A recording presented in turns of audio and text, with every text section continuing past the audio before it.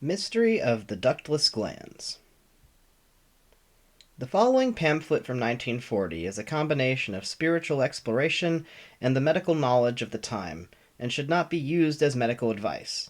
It is presented here unedited in the interests of historical preservation and occult research. The audience is encouraged to research any ideas within that they find of interest. The Mystery of the Ductless Glands by a student. Published by the Rosicrucian Fellowship, Oceanside, California, USA, 92054. London, Ellen Fowler & Co. Limited, 29 Ludgate Hill, London EC4, England. Dedication. This modest little volume is dedicated to my beloved teacher, Max Heindel, for whose spiritual instruction the author owes a debt of sincere gratitude that cannot be possibly expressed in words. Published and printed in the United States of America by the Rosicrucian Fellowship, Oceanside, California, USA. Foreword. The subject matter of this booklet was sent out by the Rosicrucian Fellowship in the form of monthly lessons. After the supply was exhausted, so many requests came in for copies of them that the Board of Trustees decided to reprint the lessons in one volume in order that they would be available to all who are interested in the structure, function, and spiritual significance of the 7 ductless glands herein discussed. The spiritual function of the glands as discussed in this work is based on extraordinary information given out by Max Heindel. The physiological structure and function is based on valuable information gleaned from the textbook on the ductless glands written by Dr. Louis Berman, to whom the author wishes to extend most grateful thanks. Mount Ecclesia, June 1940. Contents. Dedication. Foreword.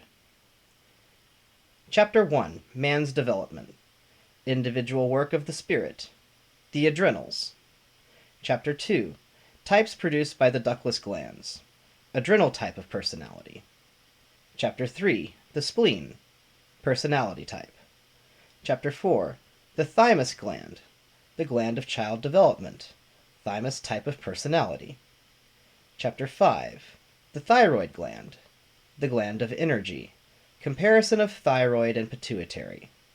Thyroid type of personality. Chapter 6. The Pituitary body. Pituitary types of personality. Chapter 7. The Pineal gland. Pineal type of personality. Chapter 8. Spiritual correspondences. Ductless glands and their rulers. Adrenal glands, physical world, Jupiter. Spleen, etheric region, Sun. Thymus, desire world, Venus. Thyroid, world of thought, Mercury. Pituitary, world of life spirit, Uranus. Pineal, world of divine spirit, Neptune.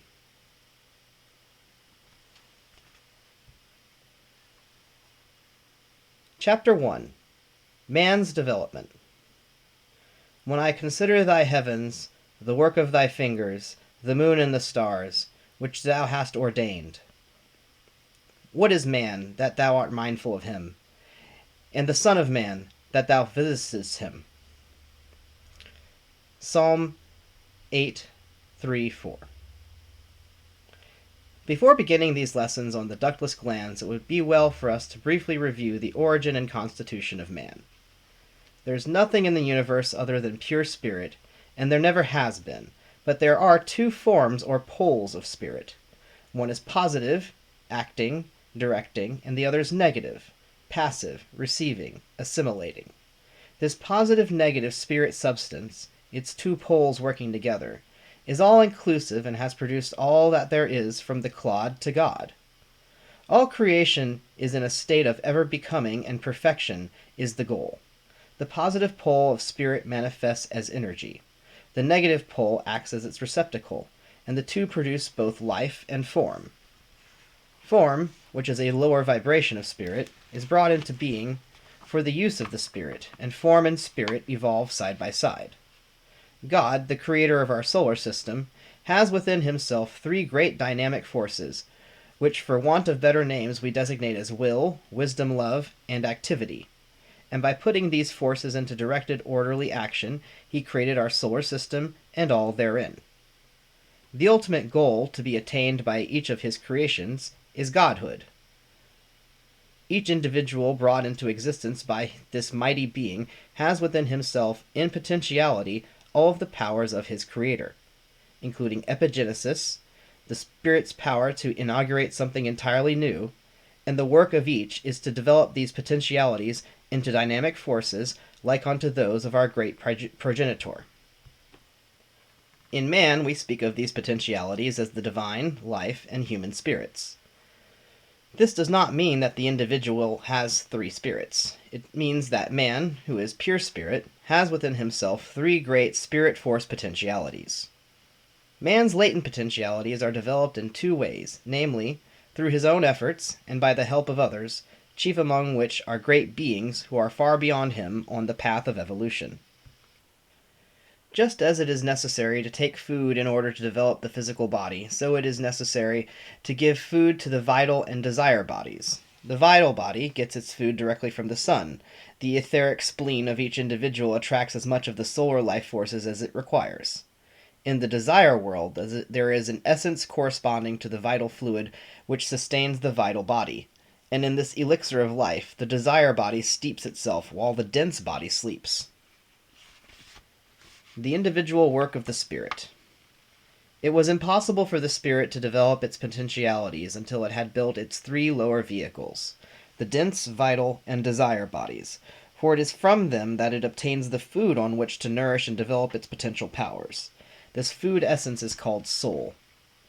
By right action in relation to external impacts, experiences, and observations, the spirit automatically extracts the conscious soul essence from the dense body, and this pabulum, or food, develops the latent potentialities of the divine spirit into dynamic forces which manifest as will, intellect, knowledge, the positive force of its being, the father principle, the power to do. By discrimination in relation to the important, the essential, and the real things of life, and the unimportant, the unessential, and the unreal, the spirit automatically extracts the intellectual soul food essence from the vital body, and this in turn feeds and develops into dynamic power the potentialities of the life spirit, which are imagination, intuition, receiving power, power to assimilate, the mother principle, the love nature. By a curb on animal instincts, devotion to high and lofty feelings, and emotions generated by right action and purifying experiences, the spirit automatically extracts the emotional soul food essence from the desire body, and it in turn nourishes and develops the human spirit potentialities, which are creative power, both physical and mental, fecundation, expansion, germination, and growth, and develops them into dynamic forces under the domination of the will. Much help is given to the individual by great beings through the ductless glands, of which we will now make a study. A gland is composed of a mass of cells, and cells are composed of a thick, colorless, jelly-like substance called protoplasm. Every gland might be likened to a chemical factory in which all cells are workers, and the product of the factory is its secretions. The ductless glands have no openings, tubes, or ducts carrying their secretions away, but empty them directly into the blood and the lymphatics which permeate them. The ductless glands are often spoken of as the endocrine glands or the hormone-producing glands. Endocrine is really a most convenient term as it stands for both the secretion and the gland, but the word hormone is applied specifically to the internal secretion and not to the gland. The hormone is a substance formed in one organ of the body and carried through the circulation of the blood to another organ on which it exerts a stimulating effect. The word is derived from a Greek verb meaning to arouse or set in motion. Without the endocrine substance suited to them, no muscle nor cell would act. Without a supply of the endocrine phosphorus furnished by the thyroid gland, no brain could function. The beat of the heart would not continue for a moment were it not supplied with adrenal secretion, and cases are on record of hearts that were pronounced dead, but after being supplied with adrenal secretion beat again with regular rhythm. It is less than 50 years since the scientists began a real study of the ductless glands, and most of the information that we have regarding them has been acquired during the last 2.5 decades. What the scientists do not know yet is that the ductless glands primarily do not belong to the physical body at all, but are adjuncts to the vital body, set apart and crystallized to the necessary density in order that they may perform certain special kinds of work. The glands in the blood are the special manifestations of the vital body. Although each of these glands has a specific work to perform, when normal and in good health they all work together in perfect harmony. The ductless glands are of more than particular interest to the students of the occult, for they may be termed in a certain sense the 7 roses upon the cross of the body, and are intimately connected with the occult development of humanity. The principal ductless glands are the pineal, pituitary, thyroid, thymus, spleen, and the 2 adrenals. The adrenals, spleen, and thymus gland belong to the personality. The pituitary and the pineal are correlated with the spiritual side of the nature, and the thyroid forms a link between the two. The adrenals. We will begin our study of the glands with the adrenals. They are a pair of cocked hat-shaped glands capping the upper end of the kidneys. They are easily recognized because of their yellowish fatty color. For centuries, these important glands were not given a separate status as organs, but were passed up as part of the fat ensheathing the kidneys. In childhood and youth, they are relatively larger and more prominent than in the adult. At all ages, the amount of blood passing through the adrenals is very great in comparison with their size. Their tremendous importance in the body economy cannot be overestimated. The great value of these glands is better understood when it is known that death occurs very quickly after their removal. Each adrenal is a double gland composed of a cortex or outer layer and a medulla or inner layer. The cortex is of the same kind of tissue that builds the male and female organs of reproduction. How closely the adrenals and the organs of reproduction are related is neatly pointed out by the fact of their common ancestor, the mesoderm, which forms the middle layer of the embryonic cell. All vertebrates have adrenal glands. The inner portion of the adrenals, the medulla, is developed from the ectoderm, or outer layer of cells which form the embryo. This is the same tissue that produces the sympathetic nervous system. The size of the adrenals is somewhat variable, but generally speaking they are about 3 inches long, 1.5 inches wide, and weigh about 1/4 of an ounce. Human beings have a larger adrenal cortex, or outer layer, than any of the animals. The adrenal cortex contains more of the phosphorus-bearing substances of the general nature of those found in the cerebrospinal nervous system than any other gland or non-nerve tissue in the physical body. During intrauterine life, the adrenals are large and conspicuous, in the first half of the 2nd month being twice as large as the kidneys. Most of this is relatively large size, which is in the human fetus only, and not in other animals, is due to the enlargement of the cortex. Should this predominance of the cortex over the medullary portion not occur in the human fetus, that is, if the proportions should remain like those of the animals, the brain would fail to develop properly, and an entirely mindless monster would be generated. The secretion of the cortex or outer layer of the adrenals is called interenolin. This secretion stimulates a healthy growth of the brain and sex cells, develops great mental concentration and physical endurance, and generates a vigorous nervous and muscular constitution. It acts on the pigment cells of the skin, blunting their sensitiveness to light. In certain diseases of the cortex of the adrenals, the skin becomes dark, pigmented, or bronzed. This condition is known as Addison's disease. Interenolin neutralizes the acid formed in the body during digestion. Were this acid not neutralized, it would quickly snuff out the life of the tissues. The removal of the adrenal cortex influences profoundly the chemistry of the blood, notably the content of chloride, acid-soluble phosphorus, and acid ions. An ion consists of 1 or more atoms and carries a unit charge of electricity or life force. The adrenal cortex has an intimate relationship with the gray matter of the brain, and it also has a relation to sex and the chemical content of the blood. A defective adrenal cortex means an insufficiently developed brain and nervous system. So closely are the brain and adrenal cortex related that a normal human brain never develops without a normal adrenal cortex. Note that the adrenal cortex is also correlated to the voluntary nervous system. The medulla, or inner portion of the adrenal glands, contains numerous nerve cells belonging to the sympathetic or involuntary nervous system. The secretion of the medulla is a nitrogenous substance called adrenaline. This secretion acts as a powerful stimulant on the heart and has a reinforcing effect upon the entire body.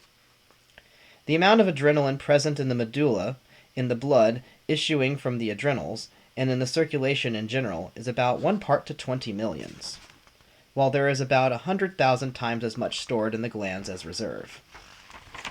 Profound emotions result in a decrease of it in the glands and an increase in the blood. Pain and excitement, especially fear and rage, cause a discharge from the glands. The entry of adrenaline into the blood causes a tremendous heightening of vigor and a tensing of the nervous system. The nerve cells become more sensitive to stimuli, more sugar is sent into the blood from the liver, and more red blood corpuscles are forced into the circulation from the blood lakes of the liver and spleen. A redistribution of the entire blood mass takes place, a great deal of it being withdrawn from the internal viscera and dispatched to the brain and to the muscles attached to the skeleton. The heart beats more strongly, the eyes are enabled to see more clearly, the hearing becomes intensified, and the breathing more rapid. The temperature rises, and the skin gets moist and greasy. In case of fear, the hair of the head and body often becomes erect. This extra adrenaline in the blood produces a reinforcing action on the nutritive properties of the blood, the tone of the muscles, and the activity of the brain and sympathetic nervous system. While the adrenals are thus stimulating the external muscles, they are having the opposite effect on the digestive organs. For the time being, digestion is inhibited, for the ego's whole attention is being centered entirely along another line of action, and everything non-essential or detrimental to the matter of the moment is inhibited, arrested, and suppressed. In certain types of the middle-aged, a high blood pressure accompanied by a great capacity for work has been found to be caused by an overdeveloped adrenal cortex. The adrenal glands are often called the glands of combat and are masculine in their manifestation. In women where excess in development of adrenal cortex occurs, there is a degree of masculinity which more or less neutralizes the specifically feminine influence of the internal secretion of the ovaries. Such women have a vigor and energy above the normal, and command responsible positions in society not only among their own sex but also among men. They are the ones who are likely to become professional politicians, lawyers, bankers, captains of industry, and directors of affairs. In facing a crisis, the adrenals function as the glands of combat. The more combative and pugnacious the animal or individual, the more adrenal activity it or he has. The adrenals are the glands of energy, the glands of emergency, and the glands of preparedness. Adrenaline, the secretion of the medulla, is the substance used for body mobilization at a moment's notice. It has a reinforcing action on the entire physical organization, adding strength, alertness, and both physical and mental activity. It gives force in combat and swiftness in flight. Adrenaline is so powerful in its action that in solution of 1 part to 1,000,000 it produces physiological reaction. Its effect on the small blood vessels is so tremendous that quite a weak solution will stop a hemorrhage when applied locally, and it is frequently used in minor surgical operations to prevent excessive bleeding. But owing to the fact that its effect lasts only a few minutes, the injections have to be repeated frequently. As the activity of adrenaline is regulated by the sympathetic or involuntary nervous system, the secretion of it can be increased by the stimulation of these nerves along the spinal column. Through repeated excitement, anger, rage, etc., the adrenal glands may be exhausted of the reserve supply of adrenal secretion, the amount secreted being insufficient if enough time is not allowed between demands for the glands to recuperate, the result being temporary or chronic adrenal deficiency. In a person so affected there appears a wariness, a sensitiveness to cold hands and feet which are sometimes mottled bluish red, a loss of appetite and a zest of life, and a mental instability characterized by indecision and a tendency to worry, also an inclination to weep on the slightest provocation. A nervous breakdown may sometimes be traced to a lack of normal response to the needs of everyday life by the adrenals. In some cases, mental and physical elasticity is totally lost, and even the slightest exertion along either line often causes so much worry and exhaustion as to be prohibitive. Sometimes such sufferers are obsessed by the thought that they have lost their nerve completely, and accordingly dread to commit themselves on even the most trivial subject. This vacillating frame of mind is so distressing that at times it arouses thoughts of suicide. In certain disturbances of the adrenal glands, especially where there are tumors which supply a massive dose of the secretion to the blood, peculiar sex phenomena and general developmental anomalies and irregularities are produced. If the disease is present in the fetus, manifesting before birth, there evolves the condition of pseudo-hermaphrodism. The person is apparently but not actually hermaphrodite, as when in animals the sexual glands are of one sex while the other genitals are present, mixed or intermediate. The individual, if a female, presents to a greater or lesser extent the external habits and character of the other sex, so that she is actually taken for a man, although the primary sex organs are ovaries, often not discovered to be such except when examined during an operation or after death. If the process involving the adrenal cortex attacks it after birth, the symmetrical correspondence and harmony of the primary sex organs and the secondary sex characteristics are not affected. But there follows a curious hastening of the maturity of the body and mind, a precocious puberty, with the most startling effects. A little girl 2, 3, or 4 years of age will, within a few months after the appearance of the disease, begin to exhibit the growth and likeness of a girl of 14 or 15, developing the physical and mental qualities and attributes of an adolescent, a tot bewitched into puberty, so to speak. Again, a boy of 6 or 7 years may suddenly in the course of a few weeks or months become a little man, robust, rather short and stocky, but mustached, with the muscular strength and sexual powers of a man and thinking a man's thoughts. A case in point is that of little 4-year-old Clarence Kerr of Toledo, Ohio, whose adrenal and thyroid glands got busy overnight and transformed him from an ordinary little boy into a juvenile Samson. Clarence was born in September 1924 and up to the age of 3 was apparently normal. Then almost overnight his voice changed from a childish treble to a husky baritone, and his small body began to take on a matured appearance. Very soon he began to look upon his brother of 7 and his sister of 8 as small children, and sought the company of the 14 and 15-year-old boys of his neighborhood. Clarence takes a keen delight in the fact that he is grown up, has to shave, is abnormally strong, and can lift some 200 pounds. Psychiatrists of the University of Michigan have made a special study of this boy's case. After making more than a dozen X-ray pictures of his head and subjecting him to very close observation for several days, the scientists finally arrived at the conclusion that the lad's condition was due to some dysfunction of the ductless glands. The following is an extract from a report made by Dr. Gordon Manet. Clarence Kerr, aged 4 years, has been observed in our clinic, and we have found that the child is a rare anomaly. X-ray studies of his bones reveal his frame to be that of a boy well beyond his chronological age. His physical condition apparently is excellent. According to our psychiatrists, he is above the average in intelligence. We believe the child's condition is due to some dysfunction of the ductless glands. Clarence was on the Academy of Medicine stage during the meeting of the doctors to demonstrate his strength. He lifted the heavy weights easily, and while the discussion was going on, amused himself by pushing a grand piano about the stage. Dr. Louis Berman, in discussing like cases, says, "It is all as if into some fermentable medium or solution a little yeast were dropped that changed the quiet calm of its surface into a bubbling, effervescing revolution." It suggests at once that the transformation of the child into a man or woman must be due to the pouring into the blood and the bodily fluids of some substance which acts like a yeast in the fermentable solution. The adrenal cortex is one source of the maturity-producing internal secretions. If trouble in the adrenals starts after puberty, phenomena of the same type as that of the girls and boys mentioned, but of a different order, exhibit themselves. Suppose a woman in the 30s, for instance, becomes affected. Slowly or quickly, her body will be covered with an abundant growth of hair, more or less of a beard or mustache will appear on the face, the voice will become deep and penetrating, the muscles hardened, and she will show a capacity for hard physical labor. Menstruation ceases. Sexually, she appears to be made over. Masculinity now predominates in her makeup. She will have to shave regularly and is not bothered in the least by the lack of feminine charms, for the change in her physical organization makes her immune to feminine desires. The cause of such a transformation in one previously normal woman was found to be due to a tumor on the adrenal cortex.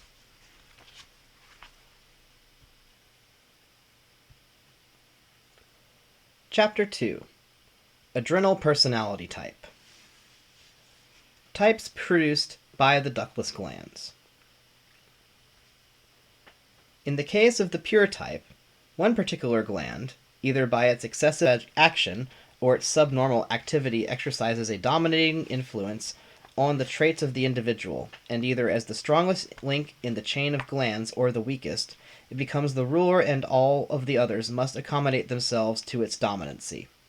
Among all the others, as the chief commander of growth, development, and normal function, it holds the balance of power. It dominates every emergency by its strength or weakness, and in this way it creates its own type of individual, with characteristics and attributes peculiar to itself. The pure types are the adrenal, the thyroid, the pituitary, the pineal, and the thymus. With a little practice, each person representing a pure type can be readily identified as one passes him or her on the street, for each is stamped with identifying characteristics of figure, height, hair, skin, and temperament, with the corresponding ambitions, social inclinations, and even a predisposition to particular diseases. The various types differ in appearance as greatly do different animals of the same genus. For instance, no one ever mistakes a mastiff for a bulldog or a fox terrier for a dachshund. Each has distinctive size and shape, each has certain traits and characteristics, and each is built and organized in the most efficient manner to work out its own specific destiny in a particular way, all of which is true of glandular-typed people. The distinctions are less marked among the mixed types, and consequently they are more difficult to classify. In them there is a conflict as to which ductless gland shall dominate, and of course the combined action of the different glands results in a considerable modification of the primary characteristics. In some cases, not only 2 but even 3 of the ductless glands strive for supremacy, and their combined action causes a modification in the primary glandular appearance. A compromise effect is then necessitated. Also, it is possible for an individual to be under the domination of one gland during one period of his life, and under another at a later time. In such instances, the gland ruling the early life will leave its impress on the earliest developing features, while other signs will indicate the more recent influence. Such combinations are classified as the adrenal thyroid type, the pituitary adrenal type, etc. The adrenal type of personality. The adrenal face is often dark or freckled, and tends to be broad and irregular, the head square-shaped. The low hairline makes the brow appear low, and there is considerable hair over the cheekbones. The skin is one of the chief clues to the adrenal personality. The epidermis is always more or less pigmented. Pigmentation is due to a deposit of dark brown coloring matter of varying intensity in the skin. It is a well-known fact that skin pigment bears a direct relation to the reaction of the organism to light, especially the ultraviolet rays, to heat radiation, and therefore to the fundamental productions and consumptions of energy by the cells. The hair of the adrenal type is profuse, thick, dry, and coarse. It is most prominent over the chest, abdomen, and back, and it has a kinky tendency. It is often has an unexpected color, and Italians may be yellow or Norwegians jet black. Adrenal people have well-marked canine teeth. With a properly cooperating thyroid and pituitary, the adrenal person is in possession of striking vigor, energy, and persistence.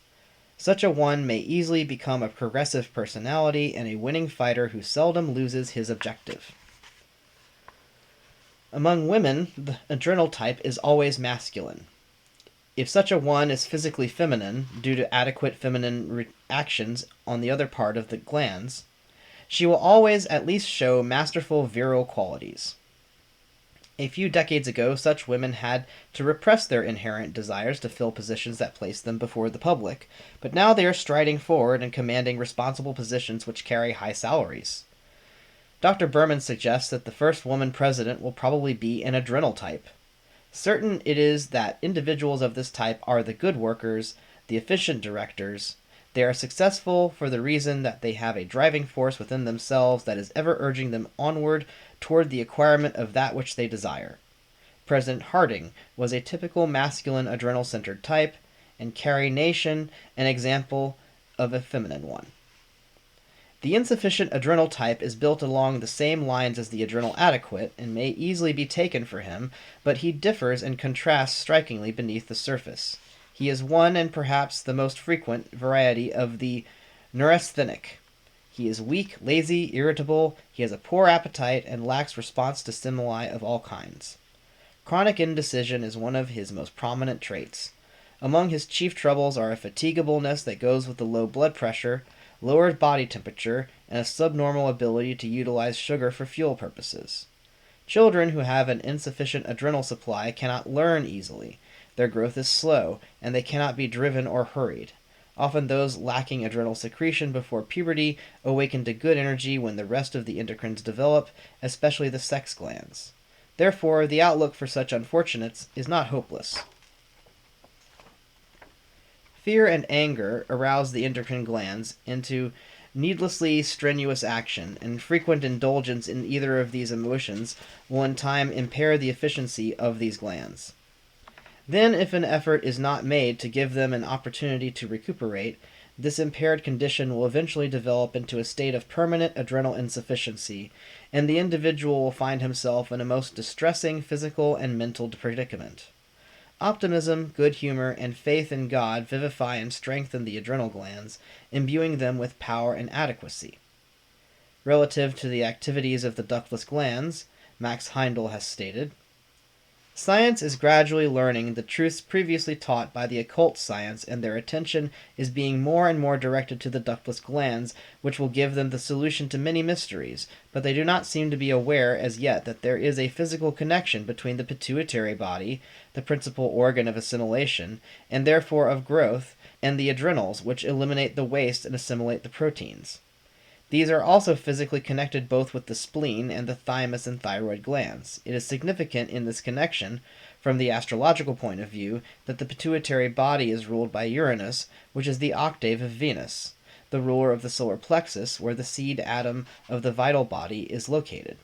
Thus Venus keeps the gate of the vital fluid coming direct from the sun, through the spleen, and Uranus is warder of the gate where enters the physical food, and it is the blending of these two streams which produces the latent power stored up in our vital body until converted to a dynamic energy by the martial desire nature." Chapter 3. The Spleen. The spleen is the largest ductless gland. It is located at the left end of the stomach, between it and the diaphragm. It is bean-shaped and has a deep bluish-red color. It weighs from 5 to 6 ounces, is about 5 inches in length and 3 inches in breadth. It is soft, spongy, and fragile.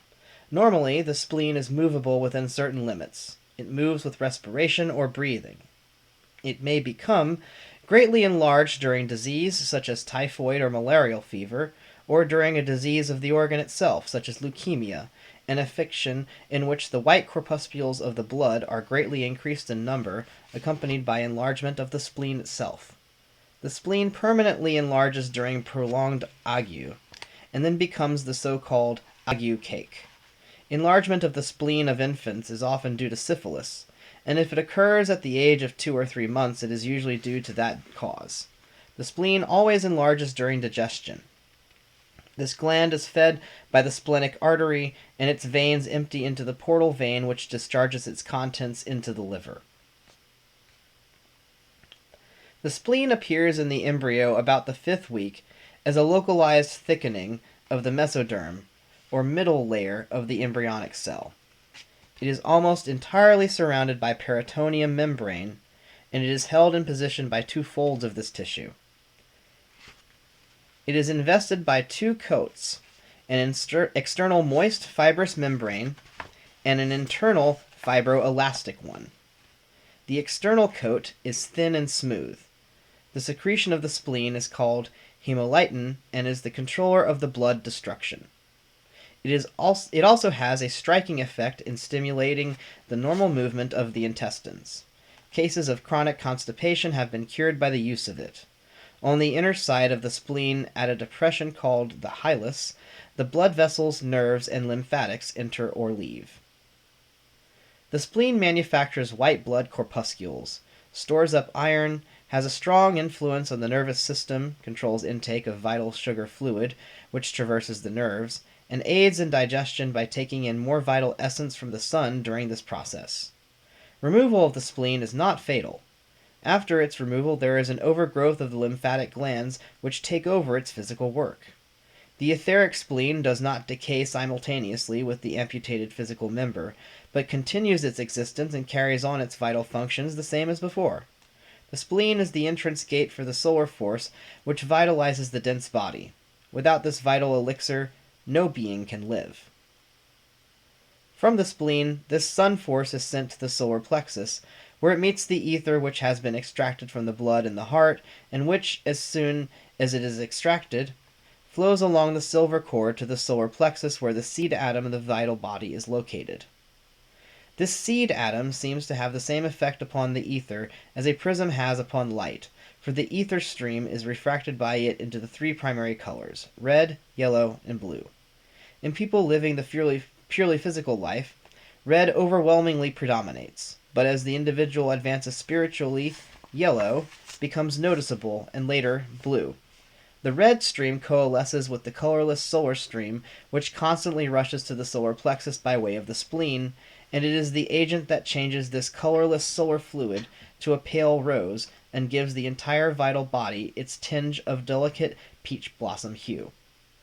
From the solar plexus, this fluid-like energy flows along the filaments composing the nervous system, and in this way it permeates every part of the physical body, energizing each and every cell with its life force. When a person is in health, this life energy is specialized by the spleen and extracted from the blood in such large quantities that it cannot all be used in the body, and therefore it radiates outward through the pores of the skin in straight lines or streams. It is the outpouring of this excessive vital force, radiating from the body, that drives out poisonous gases, inimical microbes, and effete matter, and in this way assists in preserving a healthy condition of the physical organism. It also prevents armies of disease germs which swarm about in the atmosphere from entering the dense vehicle.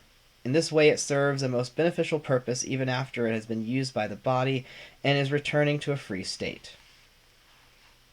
The trained clairvoyant often has a curious and outstanding sight when gazing at the exposed parts of the body, such as the face and hands, when suddenly there commences to flow from them a stream of stars, cubes, pyramids, and a variety of other geometrical figures. These forms are atoms belonging to the chemical ether that have served their purpose in the body and are being expelled through the skin. Each figure floats away from the individual a short distance and then disappears. Their color is an amethystine blue. After eating, the vital solar force attracted by the spleen is consumed by the body in great quantities. The two lower ethers contain the cement which the nature forces, nature spirits, so-called dead, Lucifer spirits, and teachers from the higher creative hierarchies, use in building food into the physical body. When the meal is heavy, the outflow of the vital fluid from the body is perceptibly diminished and does not then cleanse the dense vehicle as thoroughly as it does when the food has been digested, nor is it as potent in keeping out inimical germs. Therefore, overeating renders a person more likely to catch cold or take disease. During ill health, the spleen furnishes the vital body with very little solar energy, and at this time the dense body seems to feed on the vital body, in consequence of which the latter becomes more transparent and attenuated in proportion as the physical vehicle exhibits a state of emaciation. As the cleansing vital radiations are almost entirely absent during sickness, complications then set in very easily. Ordinarily, if any part of the body or any organ is removed and there is no longer any use for the etheric counterpart, that part of the vital body gradually wastes away. But in the case of the spleen, no such disintegration takes place, for, as stated before, the etheric spleen has a great work to perform, and if the physical body is to live, the former must of necessity remain intact and continue with its work, viz., the attracting of solar energy or force to the dense vehicle. The glands are an adjunct to the vital body, but the desire body has gained a hold in the spleen and makes the white corpuscles there. The white blood corpuscles are destroyers. The desire body uses the blood to carry these tiny destroyers all over the physical body.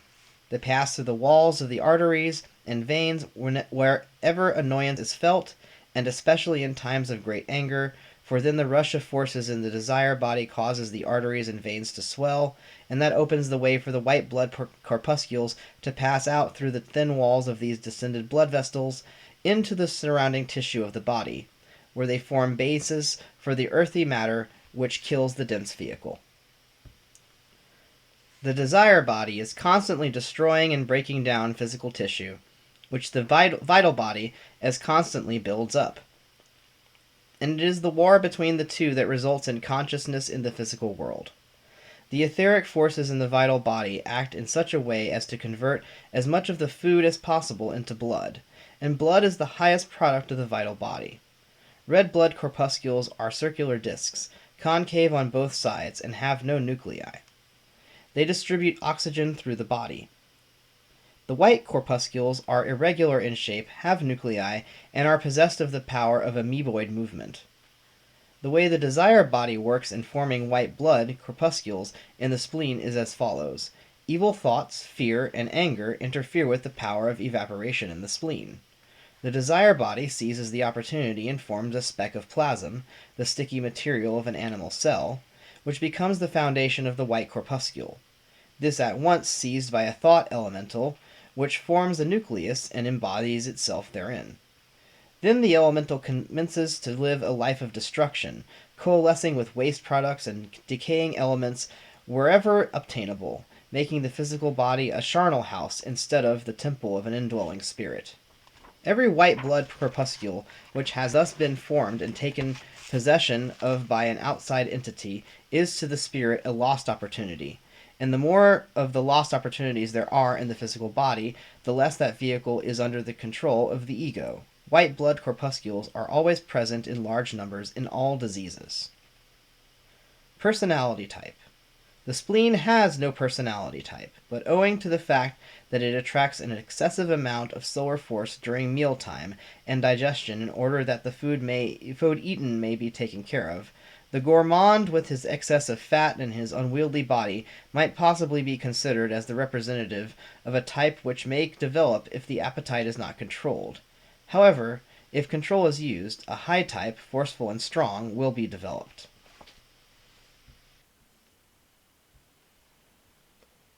Chapter 4. Thymus personality type. The thymus gland, the gland of child development. The thymus gland is situated in the chest between the two lungs and behind the upper part of the sternum or breastbone. It descends and covers the upper portion of the heart, overlapping the great vessels at the top of the latter. It is a brownish mass, which, when cut, has the appearance of a sweetbread. It is placed over the trachea, or windpipe. It rises as a growth from the wall of the third pouch of the pharynx, a funnel-shaped cavity in the alimentary canal beginning behind the mouth. It reaches its greatest size at the beginning of puberty. At birth, it weighs about half an ounce. At puberty, it weighs a little over an ounce. It is about 2 inches in length, 1.5 inches broad, and 1/4 of an inch thick. It is readily found in dissection until the 20th year. Its gradual disappearance thereafter is marked by a loss of glandular structure, which is replaced by fibrous and adipose tissue. Vestiges of the characteristic thymus tissue, however, persist, and some of the secreting cells remain throughout life. In the past, it was believed that at puberty the thymus atrophied, but now it is known that some of its secreting cells persist throughout life. When too many of these cells persist, the gland becomes from 5 to 10 times as large as normal, and a number of other features become prominent which make the individual extraordinary, the victim of the status thymicus. which amid the hazards of life will react in a most amazing way. This will be further discussed in this series of lessons under thymus personality. Certainly it is that the thymus is the gland that keeps children childish and sometimes makes children out of adults. The arteries that supply the thymus with blood are chiefly from the internal mammaries, an indication of the close relation existing between the mother and child. The nerves, which are small, come from the sympathetic or involuntary nervous system, and the 10th cranial or pneumogastric nerve. During childhood, the thymus is the organ that promotes growth of bones, but at puberty a decreased functioning begins. It is believed that the sex glands arising to functioning level at that time exert a restraining influence upon it. The secretion of the thymus is called thymovidin, and it is believed to be the controller of the growth of children. When an enlarged thymus is present in a newborn baby, the starting of the process of breathing, that is, the introduction of the infant to the oxygen in the air, may be an exceedingly prolonged, difficult matter. Such a baby is said to be born blue. The breathing for days produces a harsh, whistling sound, becoming normal for a time, to be followed by spells when there is trouble in breathing, breathlessness, accompanied by blueness of the skin and threatened death.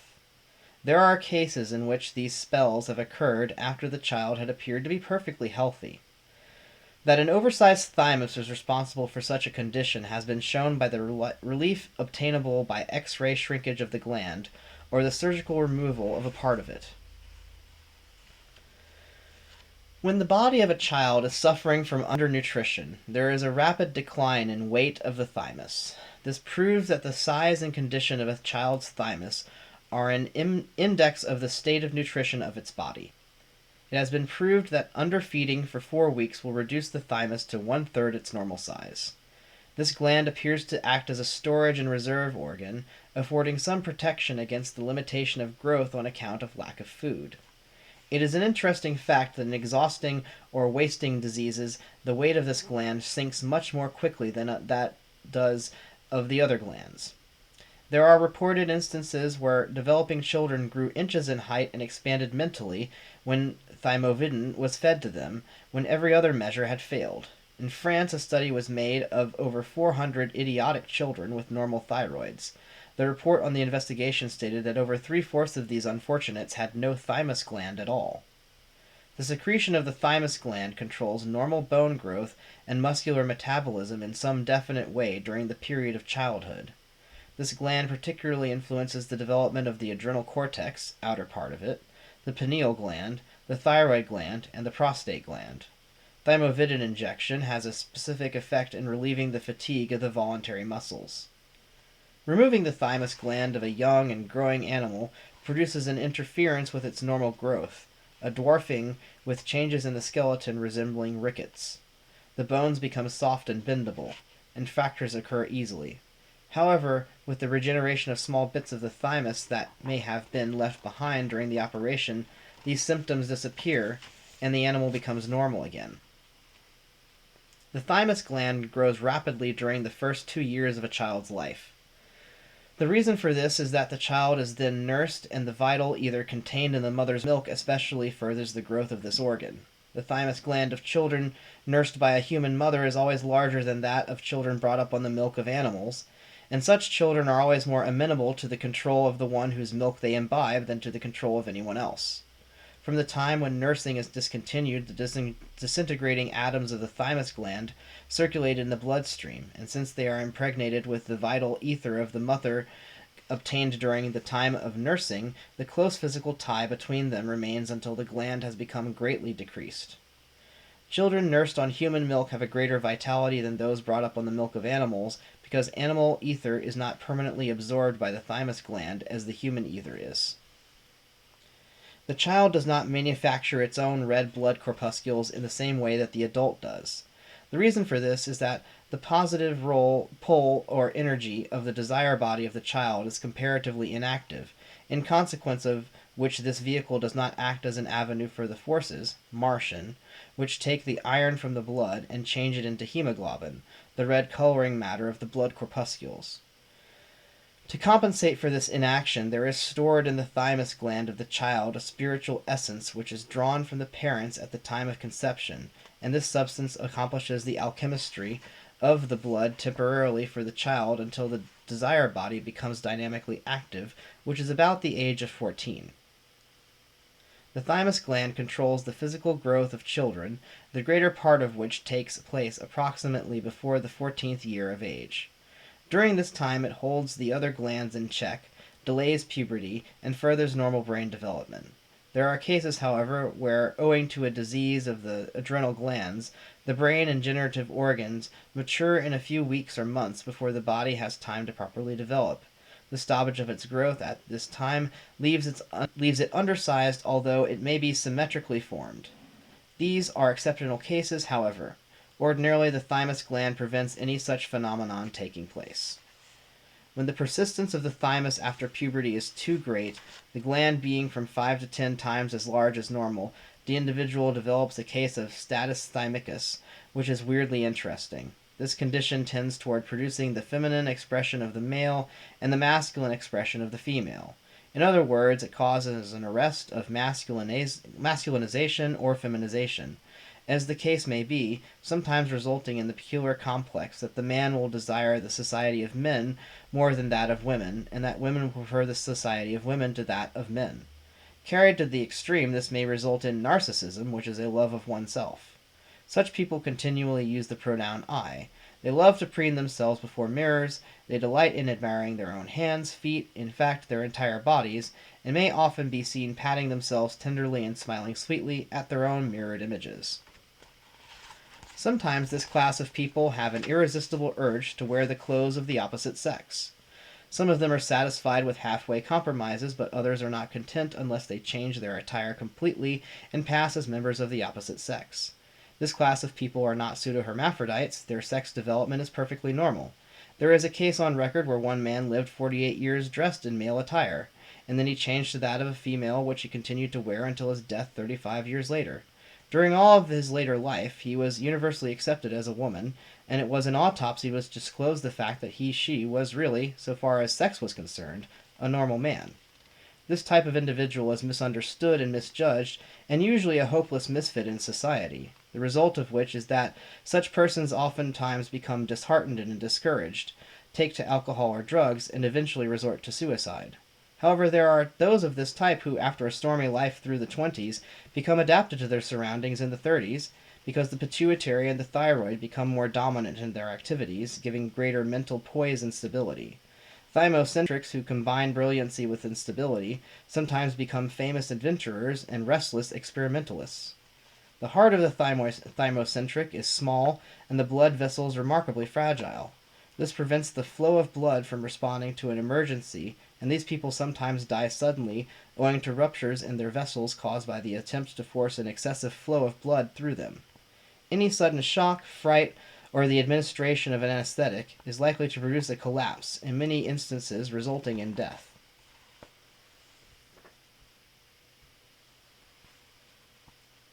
Thymus type of personality. Up to the time the permanent teeth make their appearance, the thymus is the dominant gland, and it is noticeable that the child's form in both sexes is very much alike. After this, a gradual differentiation takes place, although the change does not become marked until the time of puberty.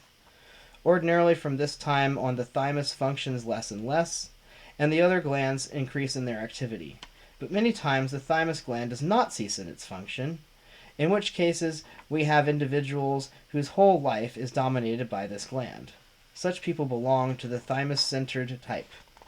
The features of these individuals remain rounded and childlike. The children belonging to it are well proportioned and perfectly formed, with delicately chiseled features. The skin is transparent and flushes readily. The hair is long and silky. Such children are the embodiment of beauty. They are the angel children, who are admired by all who see them, but they are quite unsuited for the coarse conflicts of life and usually die young. The thymus type is essentially feminine. The figure, sometimes medium height and sometimes tall, is slender, the limbs are rounded, and the entire body is gracefully formed. The skin is fine, delicate, and velvety, a dead white or peaches and cream. The hair soft and silky, with little or none in the face. The finely molded features are beautifully proportioned, the eyes blue or brown, with long lashes, the lips thin, and the chin oval. Sometimes in the adult the chin is receding, and the mouth is not well formed. The teeth are milky white, thin and translucent, scalloped or crescentric at the grinding edge.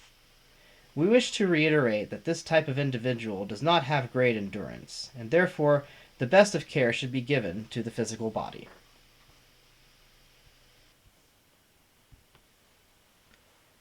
Chapter 5. Thyroid Personality Type. The thyroid gland, the gland of energy. The thyroid gland consists of two maroon-colored masses astride the upper end of the windpipe, close to the larynx. These are connected just below the Adam's apple by a narrow isthmus of the same tissue. This gland arises from the same tissue and almost from the same spot as the interior lobe of the pituitary body. It weighs about an ounce. Each lobe of the thyroid is about 2 inches in length and from an inch to an inch and a quarter in width and about 3/4 of an inch in thickness. The thyroid is almost the first organ to become distinct in the human embryo. It is first distinguished as a groove in the floor of the mouth as early as the 3rd week in the life of the fetus, and by the time the embryo is 1/4 of an inch long, the thyroid tissue becomes severed and the cavity closed up. The importance of the thyroid gland is plainly indicated by the richness of its circulation. This gland receives about 4 times as much blood in proportion to its size as do the kidneys, which are noted for their high degree of functional activity. It is heavier in the female than in the male and becomes enlarged during sex excitement, menstruation, and pregnancy.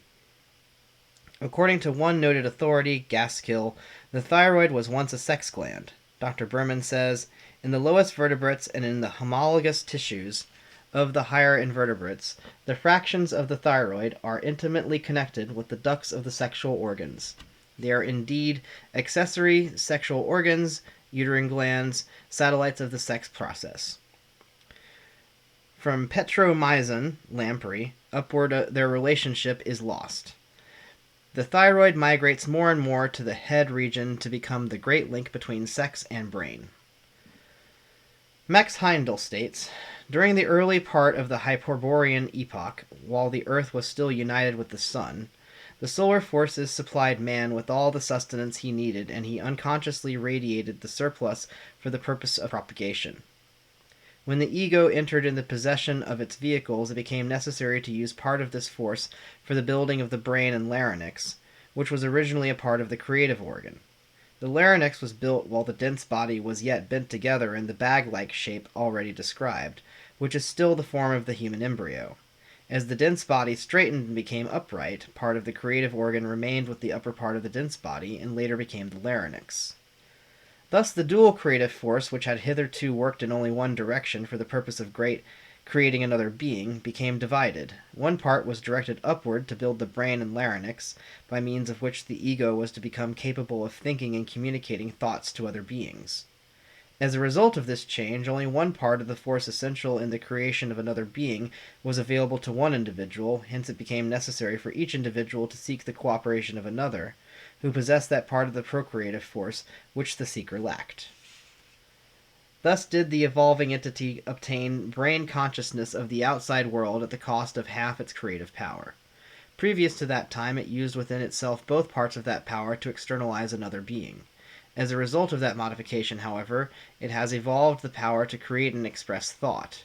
Before then, it was a creator in the physical world only. Since then, it has become able to create in the 3 worlds.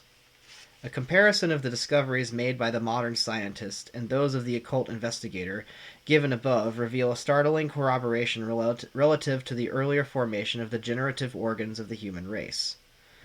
Max Heindel stated in the Rosicrucian Cosmoconception that the occultist hails with joy the discoveries of modern science, as they invariably corroborate that which occult science has long taught, and it is a remarkable fact that almost daily the careful student reads somewhere of a scientific discovery which proves particular statements made long ago in the recorded writing of some of our foremost occult scientists. It is believed by prominent biologists that the thyroid has played a prominent part in the change of sea creatures into land animals.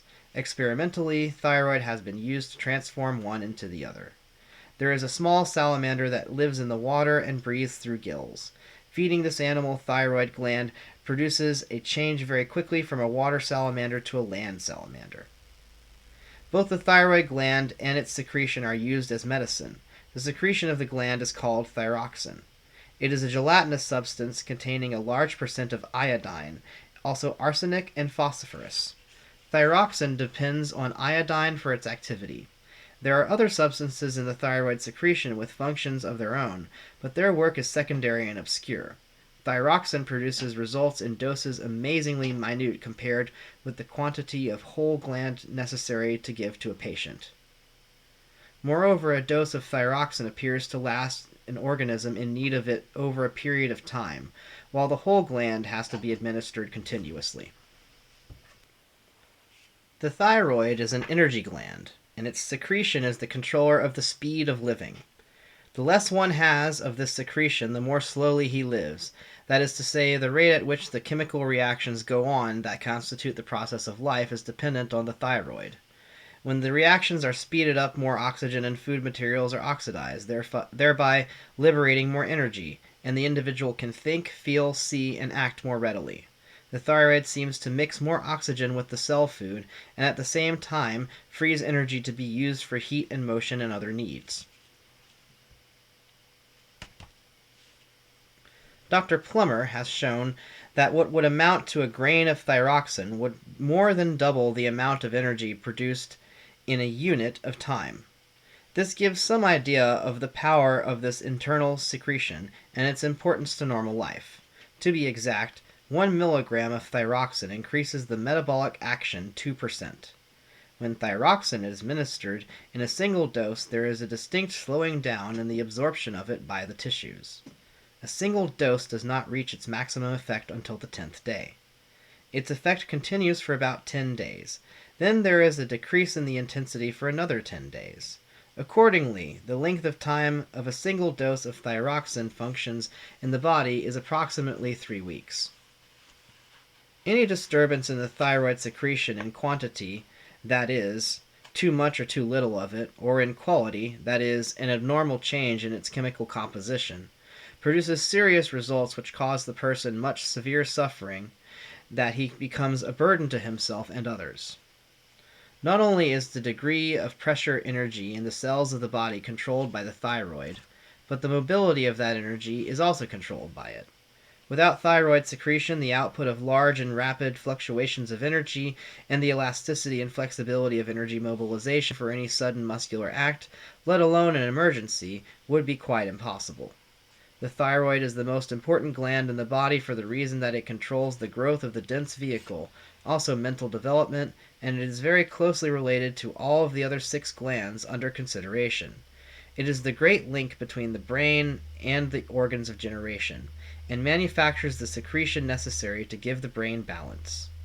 2 of the principal diseases connected with the thyroid gland are cretinism and myxedema.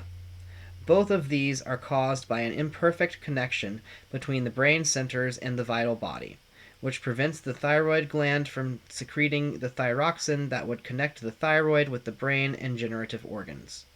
Cretinism is infant idiocy. The same disease in the adult is called myxedema. A child may be born a cretin as a result of thyroxin deficiency, or it may develop sometime after birth. A baby may be born which appears to be normal with the exception that the nose is a trifle more squat than the average. There may also be abnormal sleepiness, greater than that of the normal baby during the first month or so, and no spontaneous awakening for food. After some months, it becomes noticeable that the infant is failing to grow at the normal rate, both physically and mentally, and an examination reveals a curious thickening of the dental ridges. Then the tongue becomes unusually thick and prominent, projecting beyond the mouth at all times and interfering with breathing when the baby is in a reclining position. The mouth is always filled with saliva, the skin becomes yellowish or else takes on a waxy pallor, becoming dry, rough, scaly, and bloated. The eyes become watery and the lids thicken. The depressed pug nose is wide and the nostrils thick. The ears are large and stand erect. The hair is thin. The eyebrows and eyelashes scant, sometimes entirely absent. The nails are short, thin, and brittle. The teeth are late in appearance, usually consisting of a few short points, which are irregular and decay quickly. All growth which is slow is disproportionate. The trunk, though small when compared with the head, appears massive when compared with the diminutive extremities. The back is inclined to be humped, arching at the waistline. The abdomen protrudes like a small balloon, and often there is hernia at the navel. The hands and feet are floppy, broad, and thick, the fingers stiff, short, and spade-like, and the toes are spread apart by solid skin. These unfortunates manifest hunger and thirst by grunts, inarticulate sounds, or by screaming. They neither smile, laugh, nor cough. Their circulation is poor, the body cold, and the blood pressure low. All Cretans do not have exactly the same peculiarities. There are many grades and varieties according to the severity of the disease. Be it noted that in the case of the Cretan or myzodemist, the gate is closed that furnishes the creative force to the brain, and the generative organs and both begin to atrophy. In both cases, the victim is apathetic, indifferent, dirty, and awkward, a pitiful idiot. In an adult, one might be able to surmise some cause for such a loathsome disease, but why should it attack an innocent baby? To find the cause of the affliction, one must look to the organs affected, the brain and generative organs. The creative, growth-producing force is practically shut off from them. The abuse of the creative force for the gratification of the senses is the sin against the Holy Spirit that is not forgiven, but must be expiated by living in vehicles the efficiency of which is impaired. A terrible lesson, and one that is never given to a spirit to learn unless it has been found that it can get in no other way. Scientists all unknowingly are trying to outwit the working out of this great law of cause and effect through rebirth by robbing this helpless animal kingdom of its thyroxin and feeding it to diseased man. But God is not mocked. Whatsoever a man soweth, that shall he also reap, and the feeding of animal thyroxin to a Cretan or myzodemist will never effect a real cure. It only puts off the payment of the karmic debt until another time. The case is analogous to that of hypnotizing a drunkard to cure him of indulgence in strong drink. That which the hypnotist does is to superimpose his own will on that of the drunkard, and as long as the two are alive, the cure seems to be complete. But should the hypnotist die before the drunkard, his willpower no longer controls the other man's appetite, and the latter immediately returns to his former unfortunate habit. It is only when we overcome a bad habit through our own will and power that we have mastered it. The same is true of Cretanism and myzodema. The victims may take thyroxin all their lives, but they are never cured. They have only put off the payment of a karmic debt until another life, and when they return the debt will again come up for settlement. The first apparent success in curing myzodema was the case of an English woman 42 years of age. The disease had produced a thickening of the face and hands and had caused her to become slow of speech and gait, sensitive to cold, and languid and depressed in spirit to the point of inability to go about alone. The extract of the thyroid gland of a sheep hypodermically injected, 24 drops twice a week, gave almost immediate and marvelous improvement, which continued steadily. It was found that this improvement could be maintained by feeding the gland by mouth. The features and skin returned normal, and the woman became able to walk once more alone. She lived to the age of 74 years. During the time intervening between 42 and 74, it was always necessary to administer thyroxin in some form regularly. The woman consumed 9 pints of it, comprising the glands of 870 sheep. When the Cretan baby is given thyroxide, its circulation improves and the body gets warmer. In a week or so, the usual stupor disappears, and the little creature begins to resent disturbances. Soon it begins to recognize its parents and smiles and plays. The heavy blank face becomes normal in appearance, and the entire body begins to grow. All kinds of marvelous growth effects occur. For instance, as many as 20 teeth may be cut inside of 6 months. Coarse, rough, dry, shaggy hair becomes fine, soft, silky, and long, and often curly. The skin becomes moist, soft, and rosy. Inches in height may be added every month, and the child becomes bright, active, and begins to talk. A complete remaking is apparently effected. But should the administration of the thyroid secretion cease, almost immediately reversion to the original condition is inevitable. After a short time, reactiveness slows down. The child will speak only when spoken to, will sit quietly in a chair all day long, and act as if it were semi-anesthetized. Gradually the skin and hair return to the previous state, and the whole picture of the cretin is in full bloom. Supplying the secretion again promptly repeats the transformation.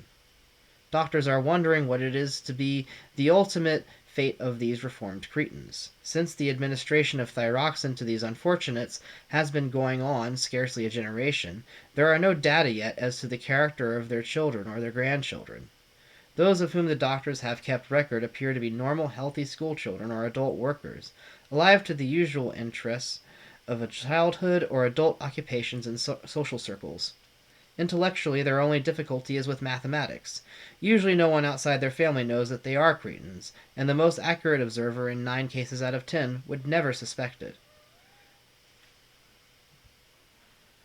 Not only may there be an insufficiency of thyroid secretion in the blood and tissues, but there are instances where individuals suffer from an excess of it.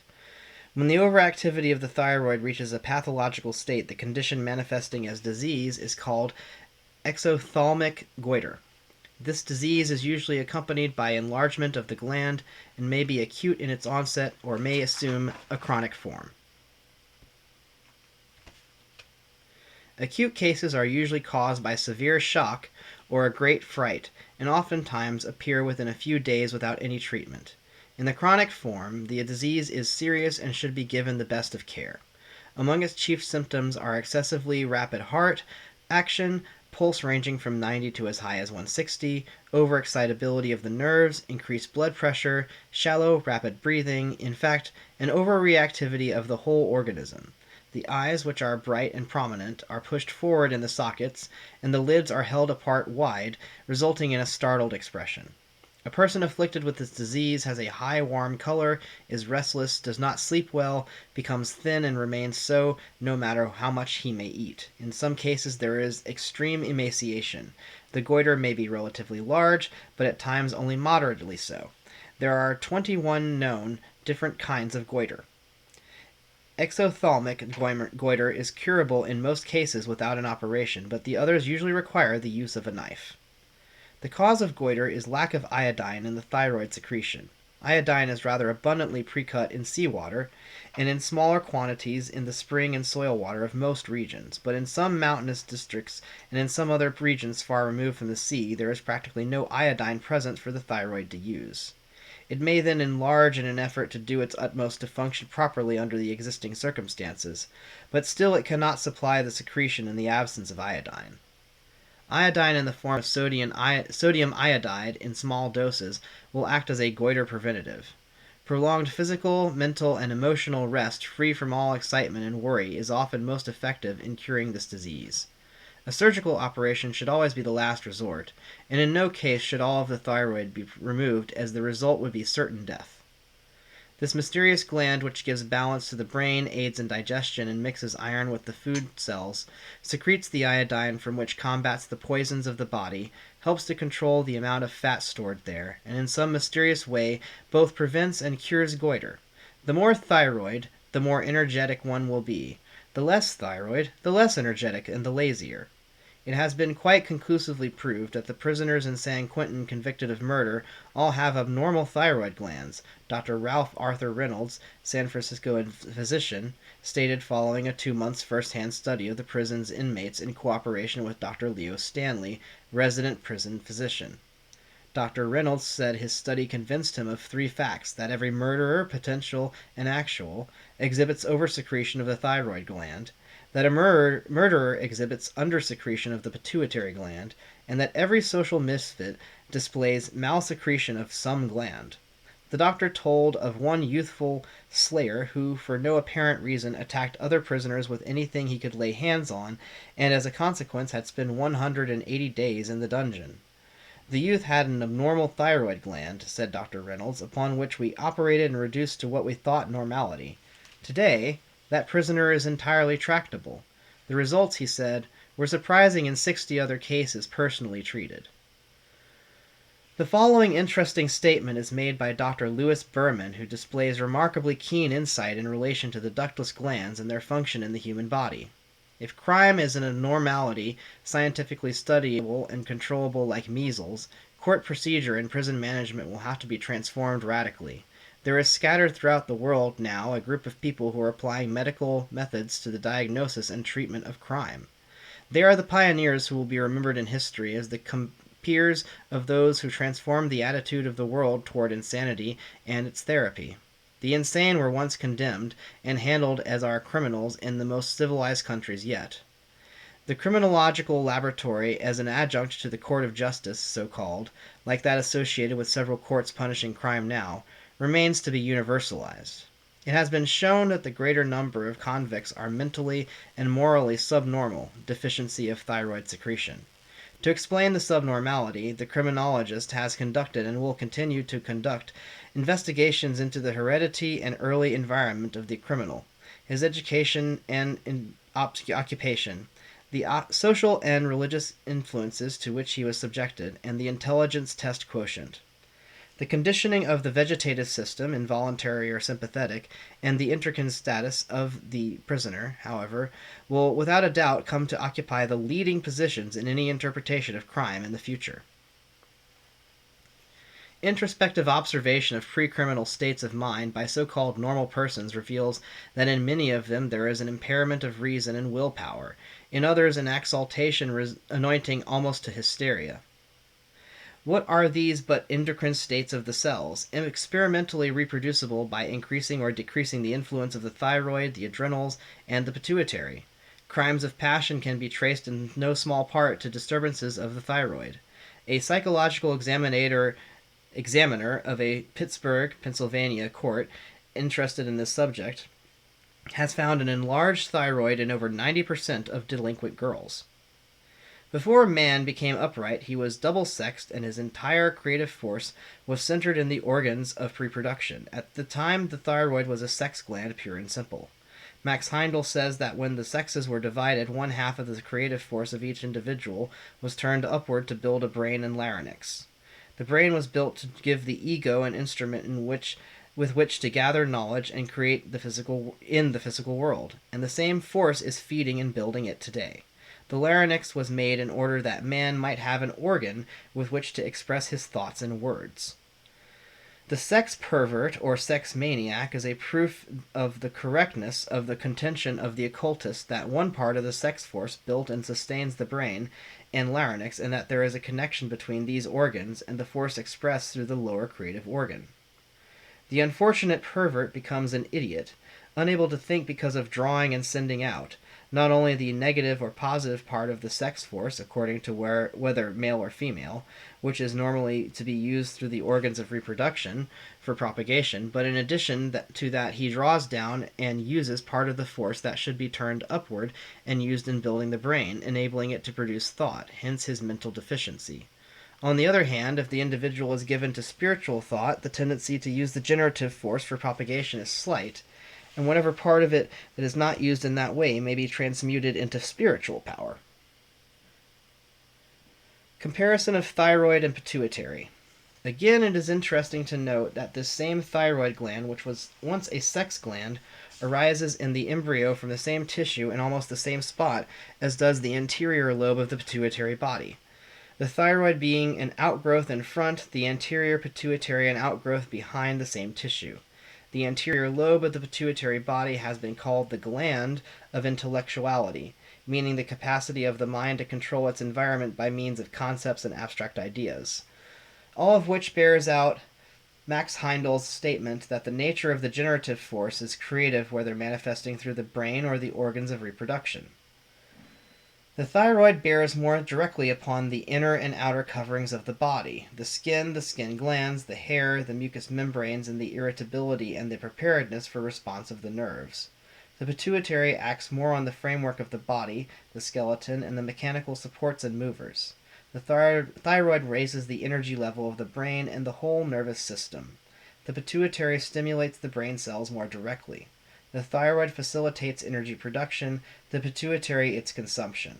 The thyroid is concerned especially with the regulation of the shape, form, and finish of organs in accordance with their archetypes.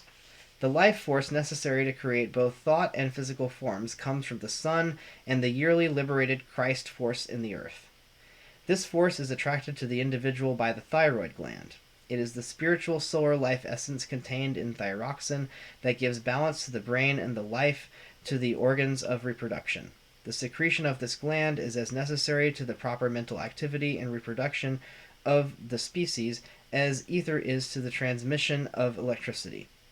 Without this spirit essence, there can be no complexity of thought, no learning, no education, no habit formation, no responsive energy to meet situations, as well as no development of faculty and physical function. Also, no reproduction of any kind, with no sign of adolescence at the proper age, and no exhibition of sex tendencies thereafter.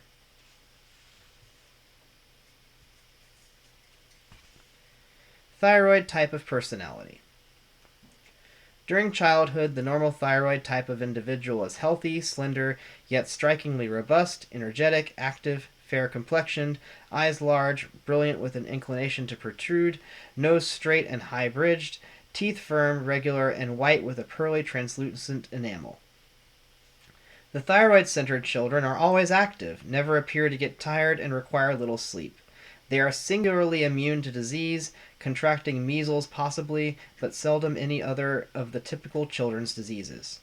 Adolescence is apt to be stormy and episodic for them, and they find adjustment to the changes going on within them considerably disturbing, which often results in acute wanderlust. The high-keyed cells of their bodies are so charged with vital energy that it must express itself in some normal activity or else explode. The thyroid youth is a live wire, bubbling with vitality, vividly magnetic, and the life of any group. He is, however, easily shocked by some unusual or sudden event, like the unexpected death of a beloved parent or the ruin of a cherished ambition. In such cases, a break in the balance of the other glands may follow quickly, resulting in disablement or positive invalidism, which may be cured after a time or remain stationary, or in some instances descend to the worst form of thyroid deficiency. These attractive, lovable, thyroid-centered children need most careful rearing. During maturity, the thyroid type is characterized usually by a slender body. The features are clean-cut, complexion clear and slightly flushed, the hair abundant, often waxy or curled, eyebrows thick and long, large, frank, brilliant, keen eyes, a well-shaped mouth with regular, well-developed teeth. Shelley's face is a good example of the masculine thyroid-centered person. The oval shape of it, the excellent molding of its features, the wide, high brow, the large, vivacious, prominent eyes, vitally alive, and the sensitive mouth all belong to this type. Of him, Matthew Arnold said, "A beautiful and ineffectual angel, beating in the void his luminous wings in vain." Queen Elizabeth of England is an excellent feminine example of a thyroid-centered woman. Sexually, this type is well differentiated and susceptible. Noticeable emotivity, rapidity of perception and volition, impulsiveness, and a tendency to explosive crises of expression are among their distinctive traits. Their restless, apparently inexhaustible energy makes them perpetual doers. They get up early in the morning, work all day, retire late at night, and plan the work for themselves and others for the next day, and then complain of insomnia. Shelley was only 30 years old when he was drowned, yet the number of his literary compositions was greater than those of many who have spent a lifetime engaged in the same kind of work. Queen Elizabeth's reign was noted for its commercial enterprise and intellectual activity. Mankind owes much to these restless, energetic people, for in a certain sense they are the leaven that energizes the world.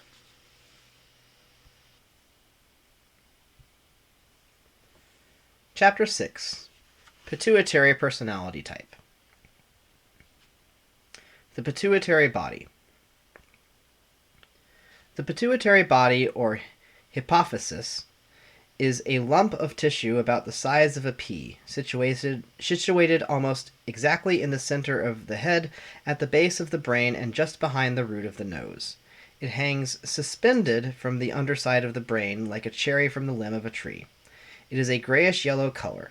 It increases in size until about the 30th year, and in the adult weighs about 5 grains, or 1/1400th of a pound. During pregnancy, the gland increases somewhat in size. It lies in a saddle-like depression in the sphenoid bone called the sella turcica and is enclosed in a strong membranous tissue called dura mater. The pituitary body can be traced from the most primitive form of life to man. Humanity has brought this gland and the salt of the blood in its development all the way from the sea to its present state. The pituitary body is a veteran in the ductless gland system. Its name is derived from a Latin word, pituita. This name was given to the gland because it was supposed to secrete a fluid which lubricated the throat. It was believed that the secretion filtered through the porous ethmoid bone that intervenes between the pituitary body and the nasal cavity. If the sella turcica, or cradle of the gland, is too small, there is an underdevelopment of the moral and intellectual sense. People so affected may be called pathological liars. Such unfortunates have no sense of truth, therefore they are absolutely unconscious of the fact that they are telling lies. Such an affliction may often be found among morons. The pituitary body is composed of two seemingly independent organs, distinct in their origin, history, function, and secretion. In the study of the human embryo, we find the beginning of the pituitary manifesting as an outgrowth of the mouth cavity in the taste and smell sense area. This outgrowth takes the form of a pouch which gradually extends toward the brain. By the end of the 4th week, this protruding pouch contacts a downgrowth from the brain called the infundibulum. The two parts then develop into the adult pituitary gland. The outgrowth of the mouth cavity forms the anterior lobe of the pituitary, and the infundibulum part represents a growth of the oldest part of the nervous system, the involuntary or sympathetic system, and develops into the posterior or post-pituitary lobe of the gland. There is a space between walls of the anterior and posterior parts of the gland, which persists throughout life as the cleft of the gland. At a certain stage in the life of the embryo, the pineal gland protrudes through the brain, and the pituitary body forms an aperture to the mouth. The spinal canal cavity is also connected therewith. Through this media, the spirit that is about to take birth in the physical world is still in close contact with the spirit world outside, while the prison house of flesh is being built around it. When other apertures of the body, notably the foramen ovale, close, the fetal bloodstream is diverted from its former unimpeded way through the auricles of the heart directly to the spiritual centers in the head just mentioned, and the blood is forced through the ventricles of the heart into the lungs, where it contacts the ether in the air. This ether contains an accurate and detailed picture of all the ego's surroundings, not only of material things, but all of the conditions existing each moment within the individual's aura, and all of these pictures are injected into the blood. This causes a clogging of the spiritual centers, spiritual sight wanes, and the consciousness of the ego gradually becomes focused in the physical world. At the beginning of serious gland study, it was believed that the pituitary was a single gland producing only one hormone or substance. After a time, it was found that it had two distinct parts and that each produced hormones distinctly different from the other. It was further discovered that what at first was considered to be one hormone was found to consist of two or more separate ones, until at present it is believed that the pituitary produces no less than 8 distinct different hormones. The anterior lobe of the pituitary, called the prepituitary, is composed of a collection of solid columns of cells surrounded by blood spaces into which the cell secretion is undoubtedly directly poured. The posterior lobe consists of secretory cells, producing a glossy substance which finds its way into the spinal fluid that bathes the nervous system. There is one chemical in the secretion of the prepituitary that stimulates the growth of tissue, particularly the bony tissue, and another which influences the sex organs and sexual activity. One of the extracts of the prepituitary has a definite effect on the reddish-yellow mass which fills the egg sacs in the ovaries, stimulating them to excessive growth. One scientist who grafted small pieces of the prepituitary into very young immature animals found that it produced puberty and brought about active mature sexuality during all the mating and reproductive instincts. In the light of the foregoing, it is evident that the prepituitary is not only one of the chief controllers of growth, but it is a controller of the mysterious process in human development called puberty. It has been proved by experimentation that the normal functioning of the pituitary is necessary during the period of growth and development, and probably also during the period of maturity for the proper evolution and functioning of the thyroid and adrenal glands. When the pituitary is injured in young or growing animals, there occurs a retardation of the growth and activity of the thyroid and adrenal glands, as well as the sex glands. When the internal secretion of the pituitary is supplied artificially by injection, there is an activation of the thyroid and adrenal glands as well as the sex glands. The internal secretions of the pituitary undoubtedly have an effect on the energy production, especially the energy of the central nervous system, the gray matter of the brain, and the spinal cord. An overproduction of energy in the body may be due to an excessive amount of the internal secretion of the pituitary circulating in the blood and tissues. To summarize, the anterior or prepituitary produces a secretion that promotes the growth of the skeleton and connective tissues, causes the normal development of the creative organs and sex activity, and stimulates the well-being and action of the thyroid and adrenal glands. The secretion of the anterior pituitary, called prolactin, is essential to the production of milk in female animals. The posterior lobe of the pituitary body secretes several important hormones, two of which are in frequent use.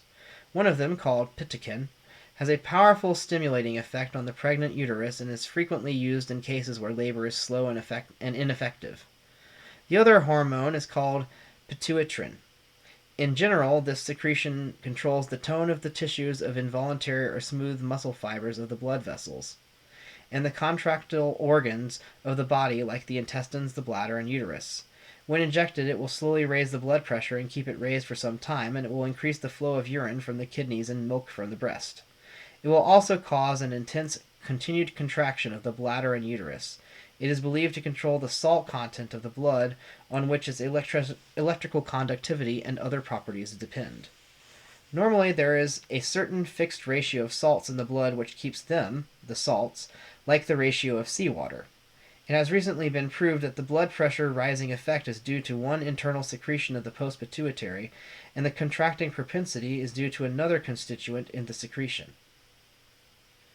Between the anterior pituitary and the posterior, there is an intermediate structure which secretes a hormone called intermedin. This secretion has proved very effective in the treatment of diabetes insipidus. It is generally administered by injection. The extraordinary well-protected position of the pituitary, its persistence throughout life, and its abundant blood supply emphasizes its vital importance. No other gland of internal secretion can adequately substitute it.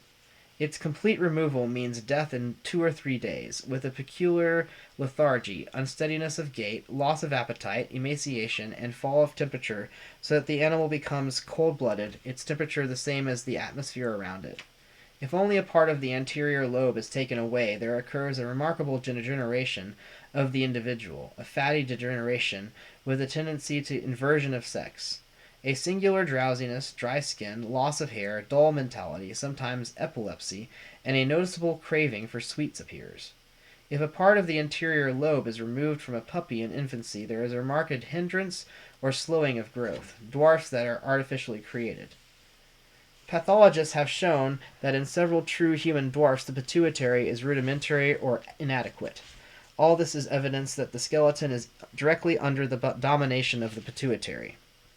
There are singular by-effects of the pituitary in relation to the periodic phenomena of the physical organism, like hibernating, sleep, and wakefulness. An active pituitary produces alertness. A tired or dull pituitary produces sleepiness and general dullness. In hibernation or winter sleep, the animal in cold weather passes into a cataleptic state in which it continues to breathe, more deeply but more slowly than when awake, but shows no other signs of conscious life. A lowered blood pressure and a marked insensibility to painful and emotional stimuli go with it. There is a preliminary storage of starch in the liver and fat throughout the starch depots of the body. These are so like what happens when a part of the pituitary is removed that a comparison of the two becomes inevitable. Common to both conditions is a drop in the rate of metabolism, which can be relieved by injection of an extract of the pituitary, causing a rise of temperature to occur at once. The internal secretions of the glands of the hibernating animals show changes in all of them during the period of hibernating, but most marked change is in the pituitary, whose cells shrink as if they too were asleep or resting. These animals come to at the vernal equinox, spring, and the pituitary gland cells again become normally active. Some scientists claim that hibernation may be attributed to a seasonal wave of pituitary inactivity. In certain parts of Russia where there is a scarcity of food during winter months, the peasants pass weeks at a time in a sleepy, drowsy state, arousing once a day for a scant meal. There are plenty of people in the world today who are partial hibernators, and many of them are really in a state of what might be called subpituitarism, for something is wrong with their pituitaries. They are slow, dull, sexually inactive, often sterile. They are sometimes tall, but much more often they are dwarfish and are likely to be subject to epilepsy. All grades of overaction of the pituitary exist. This overaction has the peculiar power to act as a stimulant to the growth of the bones and the soft supporting connecting tissues, like tendons and ligaments. If the excess of the pituitary secretions begins before puberty, it causes great elongation of the bones, resulting in giantism. Normal giants, persons exceptional in size and free from physical or mental deformities, are rare. There are, however, people with hyperpituitarism, who are possessed of the highest mental powers. In such individuals, there is an increased activity of the posterior lobe in association with enlargement and hyperfunction of the anterior lobe. Their overgrowth is not so marked, and they are lean and mentally acute. The ordinary giant is one in whom there is a degeneration of the pituitary after too much action of the anterior lobe and too little of the posterior. A tumor or diseased process in the gland is often responsible for this. If the overaction of the pituitary happens after puberty, when the long bones have set and cannot grow longer, a peculiar, widely spread enlargement of the individual's face and body occurs, especially of his hands, feet, and head. The nose, ears, lips, and eyes get larger and coarser. As these people are rather big and tall to begin with, the effect produced is that of a heavy-jawed, burly, bulky person with bushy overhanging eyebrows and an aggressive appearance. Such people often suffer from torturing, boring headaches, a consequent despondency, and a feeling of hopelessness which colors their attitude toward life. Up to a certain point they can have a remarkable alertness and are very capable. When conscious of the malady, it is characteristic of them to meet it with a courageous optimism, although women so afflicted do occasionally commit suicide. In the semi-hibernators, who remind one of cattle, and the giant type, who remind one of anthropoids, there develops a distinct diminution of sexual life. Oversecretion or undersecretion of the anterior gland may interfere with the proper functioning of the posterior gland, the secretion of which is a tonic to both the brain and the sex cells. In cases where the bony container is, or becomes, too small for the pituitary, along with undersize, obesity, etc., there develops conspicuous moral and intellectual inferiority. The person suffers from lack of self-restraint and an impelling desire to act according to whatever idea enters his mind, be it good or bad. Such people have little or no initiative and are distinctively immoral. They should have proper care. The secretions of the pituitary act on the framework of the body, bones, ligaments, muscles, and tendons. Its secretions diffuse directly into the fluid bathing the nervous system, supplying beneficent stimulants and aiding in the abstraction of harmful wastes. The pituitary secretion stimulates the brain cells directly, naturally, and normally in something like the way caffeine or cocaine stimulates them artificially. The pituitary assists in energy transformation, expenditure, and conversion, particularly of the brain and sexual system. It works directly with the creative force both in the brain and reproductive organs, making it easy for them to consume energy. It is the gland of continued effort, and an inability to maintain effort is one of the more prominent complaints when there is a destruction of this gland or insufficiency of its extract to enable it to perform its normal work.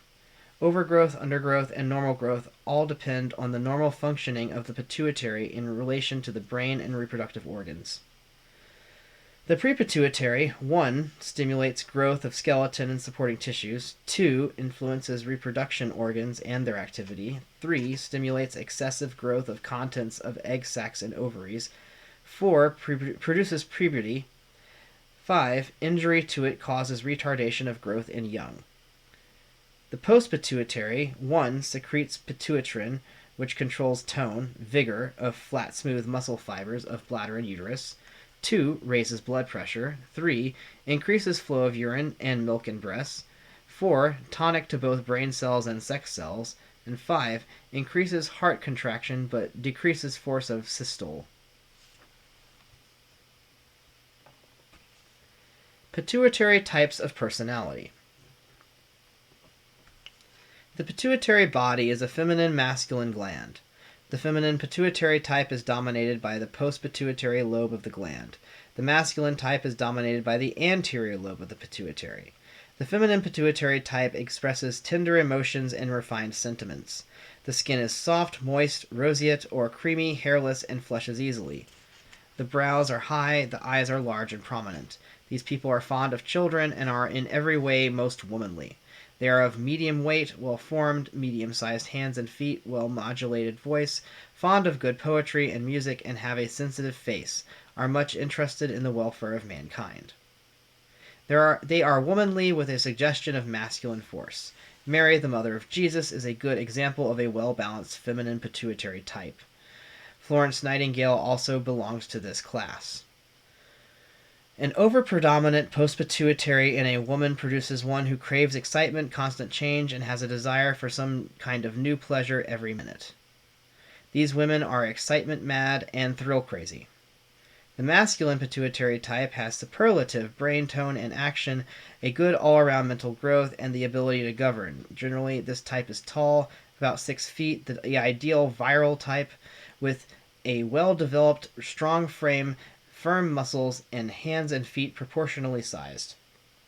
The head is long from front to back, the face sharp and clear-cut, the eyebrows thick, the eyes prominent and wide apart, and nose broadish and long, the lower jaw prominent and firm, cheekbones prominent. These people have a high brain power, great ability to learn, and the power to control. They are masters of their lower instincts, ruling themselves and their environment. To this group belong the brain men, practical and theoretical, the philosophers and creators of New Thought. Men like Abraham Lincoln, Julius Caesar, and George Bernard Shaw belong to this class. When a predominance of the post-pituitary occurs in men, it produces a type that is short, rounded, and stout, the head appearing too large for the body, with the general distribution of the hair on the extremities and trunk poor, but that of the scalp and face plentiful, and early in life they acquire an abdominal pouch. They exhibit feminine tendencies, and often poetry and music have an almost morbid appeal to them. In fact, a large number of poets and musicians are classified as feminine pituitary types. They are oftentimes beautiful characters, but usually lack self-assertion. They are often the henpecked husbands who should be understood, not bullied.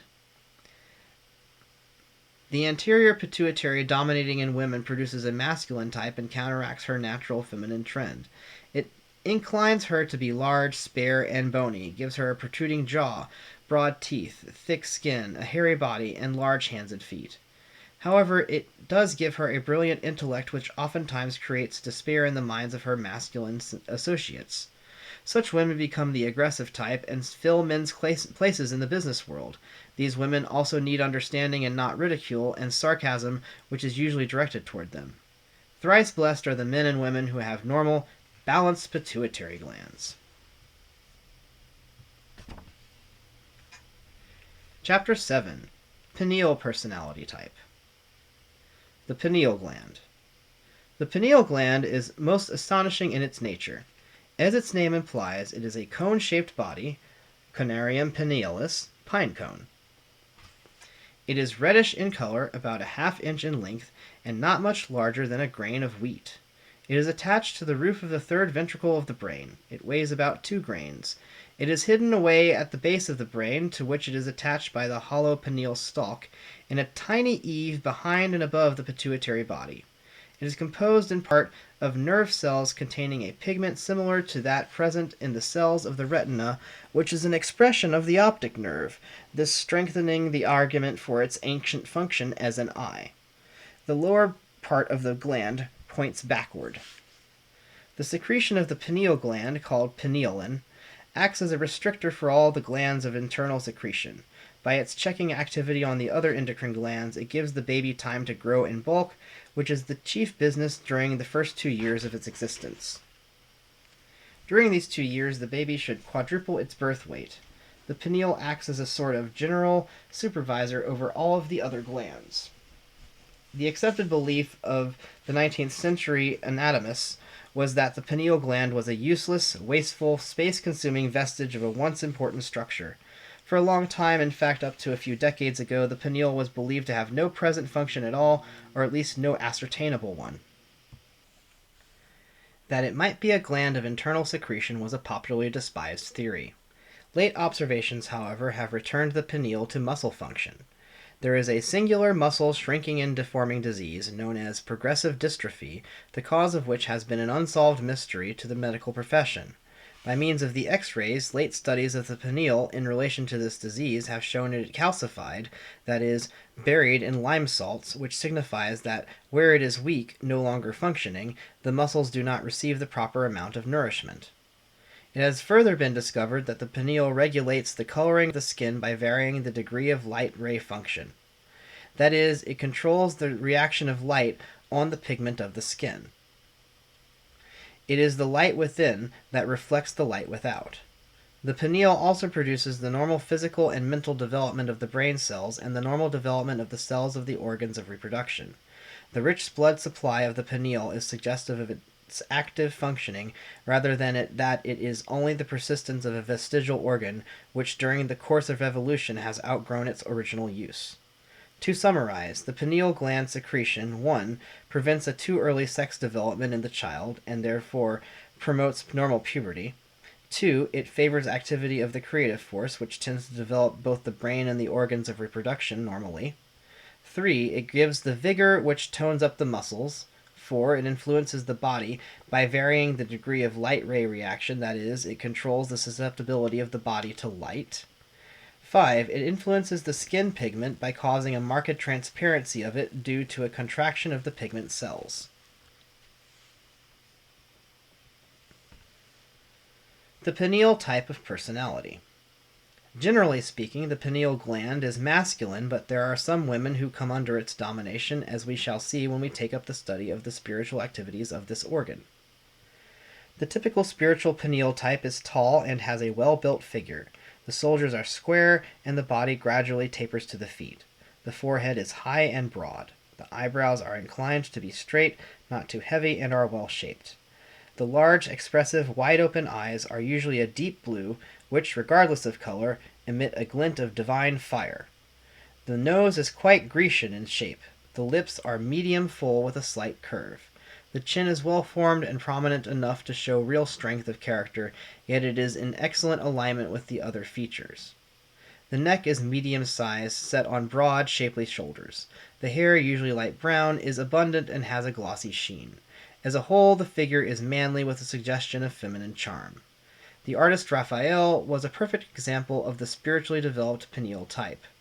It is said that his manly beauty, touched with an almost imperceptible feminine allure, was so perfect that when he passed unobtrusively along the street, all who saw him stopped and gazed after him in astonished admiration. In person he was as beautiful as an angel. His disposition was sweet, kind, and gentle. In manner and conversation he was most charming, and he was celebrated for the nobility and generosity of his nature. The name of this unusual man still remains the greatest in the art of painting. In his transfiguration the discerning eyes discover the mystery of this greatness, for here is plainly revealed his knowledge of and direct touch with supernatural realms. This marvelous picture, the beauty of which must be felt as well as seen, was Raphael's swan song on canvas. He painted it while he was dying. When looking at this marvelous production, one wonders if he did not paint that beautiful, holy, compassionate face of the Christ just as he saw him in the ethers, waiting to carry into paradise the spirit of the noble man who had done so much for the glory of Christianity, both by the unsurpassed holy pictures that he painted on canvas and the noble, unselfish life he led. Chapter 8. Spiritual Correspondences. We will now consider the spiritual connection with which the ductless glands have with the development of the latent potentialities of the ego. Let us not forget that the principal ductless glands are 7 in number, namely the 2 adrenals, the spleen, the thymus, the thyroid, the pituitary, and the pineal.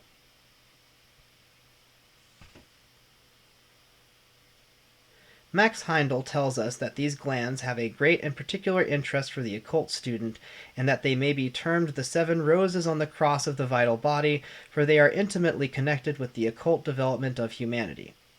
All that we see about us in our entire solar system has been created by the Word, which is sound music, the voice of God. It was this great primordial Word which brought or spoke into being, in finest matter, all the different worlds with all their myriads of forms, and these forms have since been copied and worked out in detail by innumerable creative hierarchies, chief among which, so far as our own particular solar system is concerned, are the 7 planetary spirits before the throne, namely Uranus, Saturn, Jupiter, Earth, Mars, Venus, and Mercury. The Word of God sounds forth through the medium of these 7 planetary spirits and forms all the various types which later crystallize into the manifold things which we behold in the physical world. Thus we see that the Word manifests in 7 great tones sounded by the 7 planetary spirits. Each planet has its own keynote and emits a sound varying from that of every other planet. These are all building tones. All the music in the world is based on these 7 tones emitted by the 7 planetary spirits, and all form is created by them, and after the form is created, they assist the indwelling ego in developing its latent potentialities, all of which are embryonic God powers. This assistance is given to humanity largely through the medium of the ductless glands. Each ductless gland has a dormant keynote within itself, which when awakened will develop certain latent potentialities in the ego. Each of these keynotes is attuned to that of one of the planetary spirits, and the sounding forth of the keynote of that particular planetary spirit is gradually awakening the keynote of the gland which is attuned to it. When the keynote of the gland is awakened, it will develop in the ego the specific energies which this particular planetary spirit expresses. These energies are forces which the ego must learn to control and direct, for according to their use do they manifest as good or evil. Remember that all evil is misdirected good. The adrenal glands, physical world. The adrenal glands are ruled by Jupiter. The energies expressed by Jupiter manifest principally as benevolence, vision, expansion, optimism, honor, philanthropy, courtesy, generosity, cheerfulness, ability to comprehend the working out of cosmic law, ideation, the power to form and relate ideas, and religious understanding. When one contracts the keynote of Jupiter, it is found to be clear, full, round, and expansive. In its all-encompassing power seems to enwrap and enfold the individual, awakening in him a sense of confidence, security, and the ability and desire to go out into the world and transform the hideous works of stumbling, half-awakened humanity into creations of beauty and intrinsic worth. His clarified vision beholds with joy the heights to be scaled, the greater spiritual powers to be developed, and his expanded consciousness, which recognizes in each of his fellow men just another part of himself, groping and striving for a true understanding of the riddle of life, becomes fired with an urgent desire to render unto these hapless children of the one great Father the loving, selfless service which will reveal to them, from the highest to the lowest, that the real purpose of life for each individual is the development of his latent potentialities into dynamic, godlike powers. Once having attained these powers, it is possible for the individual to misuse them. This is one of the greatest crimes that it is possible to commit. The wrong use of spiritual power is black magic, which can be indulged in to the extent that finally the bridge of mind which connects the spirit with its personality is broken, and after a time the spirit automatically gravitates to the planet Saturn, where it leaves a record of its past lives, and it is then by dissolution by its vehicles propelled outward toward chaos by way of Saturn's moons, there to remain until the dawn of a new creative day, when it will have to begin its work all over again in an appropriate day of manifestation. The wrong use of these energies expresses itself principally in overconfidence, extravagance, self-indulgence, prodigality, showiness, bombastry, sportiness, conceit, lawlessness, dissipation, improvidence, and procrastination. all of which plunges the ego into so much deep sorrow, suffering, and distress that in time it usually learns the first lesson that only by the right use of these spiritual powers can it free itself from its self-made, distressful predicament. When this lesson is mastered, through pain and travail, the ego is indeed ready for another forward step on the path of evolution. For corresponding to the two adrenals, the first two roses on the cross of his vital body have burst into full bloom. No longer does the emergency energy of the adrenal glands express itself in belligerence, aggression, and combat, but rather it is directed by the power born in a chastened, contrite spirit into energies which manifest as benevolence, vision, expansion, and philanthropy. A knowing that the good of all is the good of each has developed in the consciousness of the ego. This individualized spark of God now recognizes the unity which exists between all created things and their oneness with the great creator of our solar system. Accordingly, to him the brotherhood of man has become an established fact. The work of Jupiter in relation to our humanity at present is connected with the physical plane. Through the medium of the spiritual power generated by the adrenal glands, he furnishes the ego with the strength necessary to perfect its dense body and conquer the physical world, all of which completes its evolution on this mundane sphere. The spiritual center in the adrenals vibrates to blue. The spleen, etheric region. The spleen is the entrance gate of the solar forces specialized by each individual and circulated through the physical body as the vital fluid without which no being can live. This gland is therefore ruled by the sun, which is the source of all vitality. The energies of this great planet manifest chiefly as will, vitality, individuality, authority, courage, generosity, dignity, loyalty, faithfulness, parental instinct, leadership, and responsibility. When the great keynote of the planetary spirit of the sun, which contains within itself all of the other planetary tones, arouses into action the corresponding keynote in the spleen, the third rose on the cross of the vital body bursts into bloom. The development of this rose raises the consciousness of the individual to such an extent that he is able to contact the etheric region, which is a vibrating, flowing stream of life. Here he actually sees the activity that is carried on by a class of invisible hosts who work through the media of the chemical, life, light, and reflecting ethers. He sees the vital forces which give life to the mineral forms of plant, animal, and man actually flowing into these forms.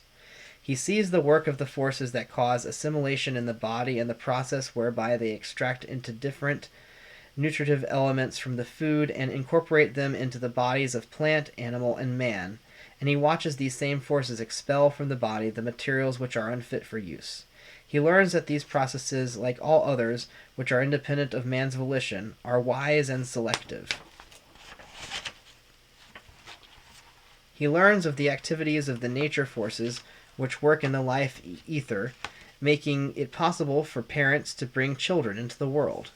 He contacts the great angelic life wave and watches how they work with his same life force and the way in which they place the dense seed atom of reincarnating egos, which are to grow new physical bodies into the creative force of the prospective fathers.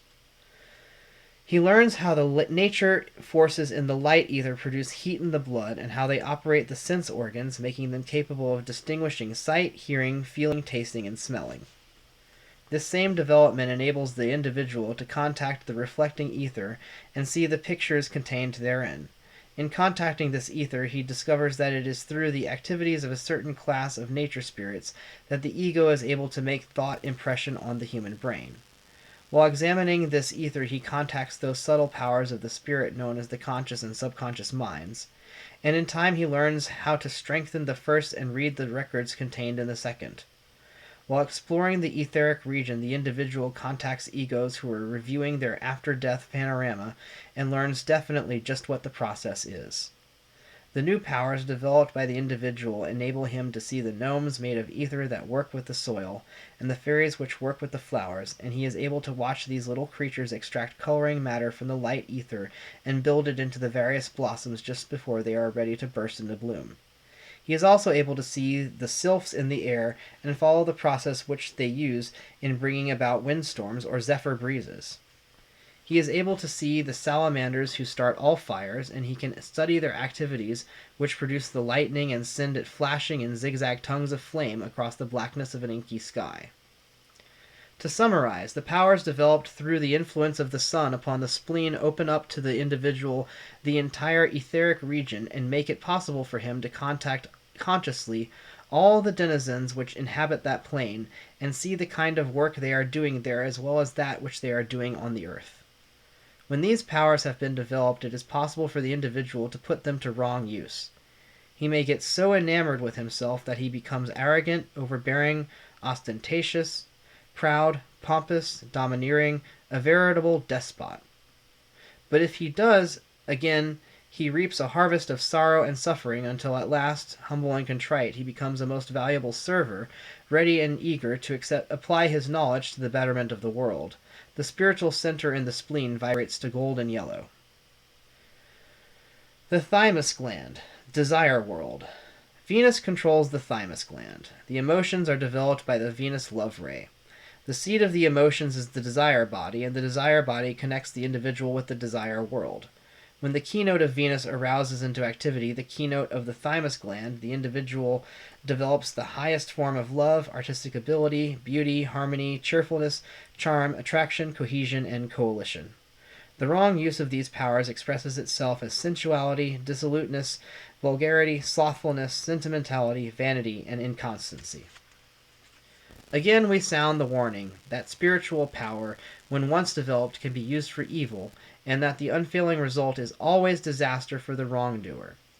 The temptation to use spiritual powers for personal benefit is oftentimes so subtle as to be almost undiscernible. The keynote of the Venus planetary spirit is sweet and clear. It brings to one who is able to contact it a feeling of unexpected happiness like unto that of an unanticipated family reunion where all past discords are forgotten and only the joy of renewed association prevails. When one begins to respond to this keynote, years seem to drop away from him and he feels young, joyous, and happy. The keynote of Venus impinging upon that of the thymus gland begins to gradually awaken a response, and after a time this fourth rose on the cross of the vital body begins to bloom. This accelerated vibration puts the individual in touch with the higher realms of the desire world, where soul life expresses in the beauty of living colors, in perfected form, in the poetry of motion, and in the exquisite harmony of sound, where soul light reveals to love its higher octave, altruism, and where soul power manifests itself in philanthropic activities. Here also the individual consciously contacts the archangelic life wave, of which Christ is the highest initiate, and learns of its various activities, particularly those of which pertain to the work of the various group and race spirits who, although unseen here, are nevertheless very closely associated with the activities of animal and man. He watches the two great forces of attraction and repulsion in action, and sees the drawing power of interest and the withering effect of indifference. Here he learns a truth whose value is beyond all estimation, that nothing but good ultimately survives, and all energy expended for any other purpose is not only wasted, so far as actual accomplishment is concerned, but that it reacts disastrously upon him who tries to divert its use for evil. The spiritual center in the thymus gland vibrates to yellow. The thyroid gland. World of thought. The thyroid gland is ruled by Mercury's planetary spirit. The powers of this great being, when developed in man, manifest principally as reason, intellect, thoughtfulness, good memory, studiousness, quick wit, eloquence, dexterity, self-expression through speech and writing, the acquirement of knowledge by means of reason, and self-mastery. The wrong use of these powers expresses itself chiefly as conceit, cunning, shiftlessness, carelessness, lack of principle, gossiping, profanity, dishonesty, gambling, indecision, and nervousness. Mercury's keynote stands out clear and strong, and awakens in an individual a desire to know the reason for it all. Why are we here? Whence did we come? Where are we going? Who is God? And what are the secrets concealed in his mighty creations? The thyroid is the fifth rose on the cross of the vital body. When its keynote is awakened, the individual, assisted by the music of the spheres, contacts the world of thought, where he consciously sees the archetypes of all that exists in the physical world, learns of their use, and how his own future lives are mapped out by the great recording angels. He contacts definitive information relative to the lords of mind, of which life wave the Father is the highest initiate. He learns the nature of the germinal idea which produces form in the mineral, plant, animal, and human kingdoms. He discovers the germinal idea of life which manifests in plant, animal, and man, also the germinal idea which results in desire and emotion in animal and man. He sees how all these germinal ideas become archetypes or patterns in the region of concrete thought for all that exists in the physical world, and that nothing manifests here until its archetype is created in the world of thought by the rhythmic power of the music of the spheres. Here he learns the value of thought and actually sees its power for good or evil demonstrated, and he now realizes how necessary it is for the spirit to gain control of the mind and direct its activities in accordance to the divine plan governing evolution. He now fully realizes that his own creative force is a God power implanted in him by his divine creator, and that all his spirit essence that is not used for the building of bodies for incoming egos should be consciously directed to the brain and there expended in forming those germinal ideas which, when developed into concrete realities, are of such eternal value to his fellow men in developing their own divine potentialities into that dynamic spiritual energy which is so necessary for the overcoming of evil and the promotion of good. The individual has now gained control of his mind and holds the balance of power between the organs of generation and the brain. The spirit is now the ruler of his lower self and is able to direct all of its activities into fields of endeavor that will produce true spiritual growth. The spiritual center in the thyroid gland vibrates to violet. The pituitary body, world of life spirit. The pituitary body is under the rulership of Uranus. The keynote of this great planetary spirit expresses itself on this physical plane as originality, universality, love of liberty for all, compassion, ingenuity, independence, reformation, progression, inventiveness, sudden action, intuition, clairvoyance, mysticism, and altruism. Debased, we find these lofty expressions manifesting as eccentricity, bohemianism, fanaticism, licentiousness, irresponsibility, spasmodic action, riotousness, perversion, impatience, and anarchy. The clear celestial keynote of the planetary spirit of Uranus lilts high above that of Venus and in time awakens its corresponding keynote in the pituitary body. Then the sixth rose on the cross of the vital body unfolds its golden petals and comes into bloom. This heightened vibration of the pituitary lifts the consciousness of the individual into the realm of life spirit, where all of God's children eventually become united in oneness with him, and he sees the life force of God, which permeates the whole of creation, uniting each with all. This is the region of pure altruism. In the realm of life spirit is a record of all that has taken place since the dawn of creation, and to this great storehouse of knowledge the individual now has ready access. From it he may glean definite information relative to the evolution of our own world and also to that of all the other planets of our solar system. Here, too, he consciously contacts his own superconscious mind, which reveals to him the story of all his past lives from the time when he was conceived in the great body of the Father-Mother God down to the present day. In this realm, the individual contacts the great lords of form who have special charge of evolution during our Earth period, and from them he learns the true meaning of dynamic spiritual energy and how it is used to create form. The pituitary body is one of the links in the spiritual chain that connects man with the great Christ spirit who ordinarily functions in his life spirit vehicle. Heart, pituitary body, light ether, Uranus, intellectual soul, life spirit. And all of these are used by the individual in developing the Christ within, which is his own life spirit. The pituitary is the primary seat of the life spirit, and the heart is the secondary seat. By seat is meant the medium through which the individual works in developing the latent potentialities of his own life spirit, which is the feminine pole of his being, the imaginative, nurturing, protecting mother energy of his spirit. The color of the life spirit is yellow. The color of Uranus is yellow. The color of light ether is yellow, and when the pituitary body is awakened, it shines with a yellow light.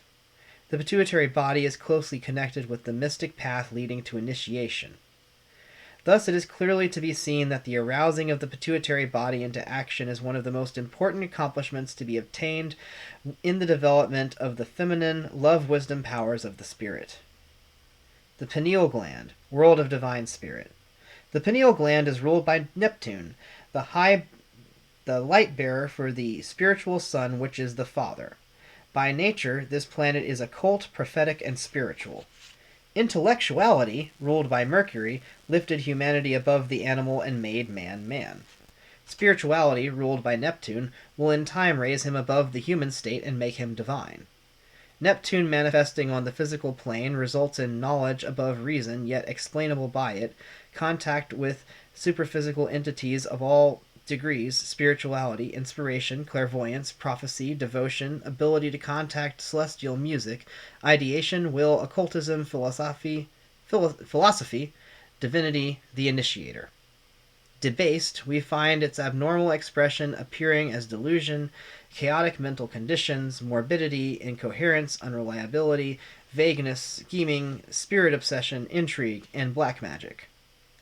When the dominant spiritual keynote of Neptune's planetary spirit is sensed by the individual, its indescribable beauty and power awaken a true knowledge of God and his purpose for creating our solar system, for at last he sees his divine will in action and knows him as he is. The pineal gland is on the 7th rose on the cross of the vital body. When its keynote is aroused into action by the vibration of the planetary spirit of Neptune, it lifts the consciousness of the individual to the world of divine spirit. Here he contacts those mighty beings known as the Lords of Individuality, who assisted with our involuntary work during the moon period, and are now working with the life spirit of man. Knowledge of other solar systems than our own is contacted by him in this high region, and something is learned of other gods and the worlds and beings that have been created by them. The world of divine spirit is the region of pure will. There, the positive energy of God expresses itself as the motive power which keeps all creation in action. The occult path of development is closely connected with the intellectual activity developed by the moon, Mercury, the pineal gland, and Neptune. The ray of Neptune carries what the occultists know as the father fire, the light and life of the divine spirit which expresses itself as will. The color of the father fire is blue, Neptune's light is blue, the reflecting ether correlated to the father is translucent blue, and when the pineal gland is aroused into action, its color vibrates to a beautiful, dazzling blue. The awakening of the pineal gland is of the utmost importance in developing the masculine, positive will power of the spirit. The awakening of the keynotes of the ductless glands is very closely associated with initiation, and it is one of the spirit's most valuable aids in its preparation to receive initiatory work.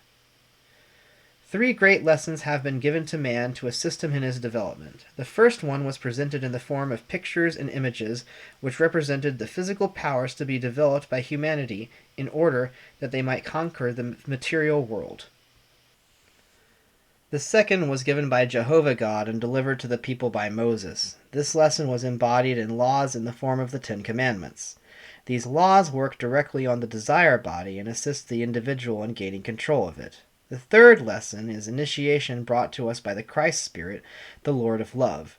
The work leading up to initiation is done on the vital body, which is in the vehicle of love. The ductless glands belong to the vital body, and their spiritual activity is a tremendous help in assisting the individual in his preparation for the various initiatory degrees. To progress spiritually, it is imperative that the individual get control of his mind, and this can be accomplished only through eternal vigilance. We all know that with most people the mind and the desires work in the closest relationship, but the mind should be under the control of the spirit and assist it in directing the desires, which then become a mighty force for good. Persistent concentration is the power used by the individual in getting control of the mind. When concentrating, the spirit has its willpower focused on the mind, and it is directing it toward a certain ideal. The longer the spirit can hold the mind centered, the more control the individual is getting over it, and the more readily it will follow his dictates. When the mind is not occupied with the work of the day, it should be constantly watched and directed toward things that are of spiritual value, like the analysis of what constitutes beauty, what is real charity, what is kindness, gentleness, justice, and truth.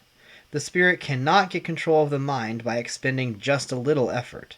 It is engaged in a battle royale with the desire body for its possession, But it is the stronger and wiser of the two, and if it will use its willpower, it can win. The mind is the link between the spirit and its vehicles, by means of which the spirit gets the spiritual food necessary for the development of its divine potentialities, and until the spirit gets control of its mind, it can make no real spiritual progress. In the future, the ductless glands are destined to play an important role. Their development will accelerate evolution greatly, for their effect, while most important physically, is of far greater importance mentally and spiritually. This has been a reading of The Mystery of the Ductless Glands, a historical pamphlet from 1940, read by Felix Warren. If you enjoyed this reading, please hit the thumbs up button, please comment, please subscribe, and if you are interested in more audiobooks, check out a couple here that we've got listed on the screen. I think that you'll really like what's here in the catalog. And as always, thanks for watching, and cheers.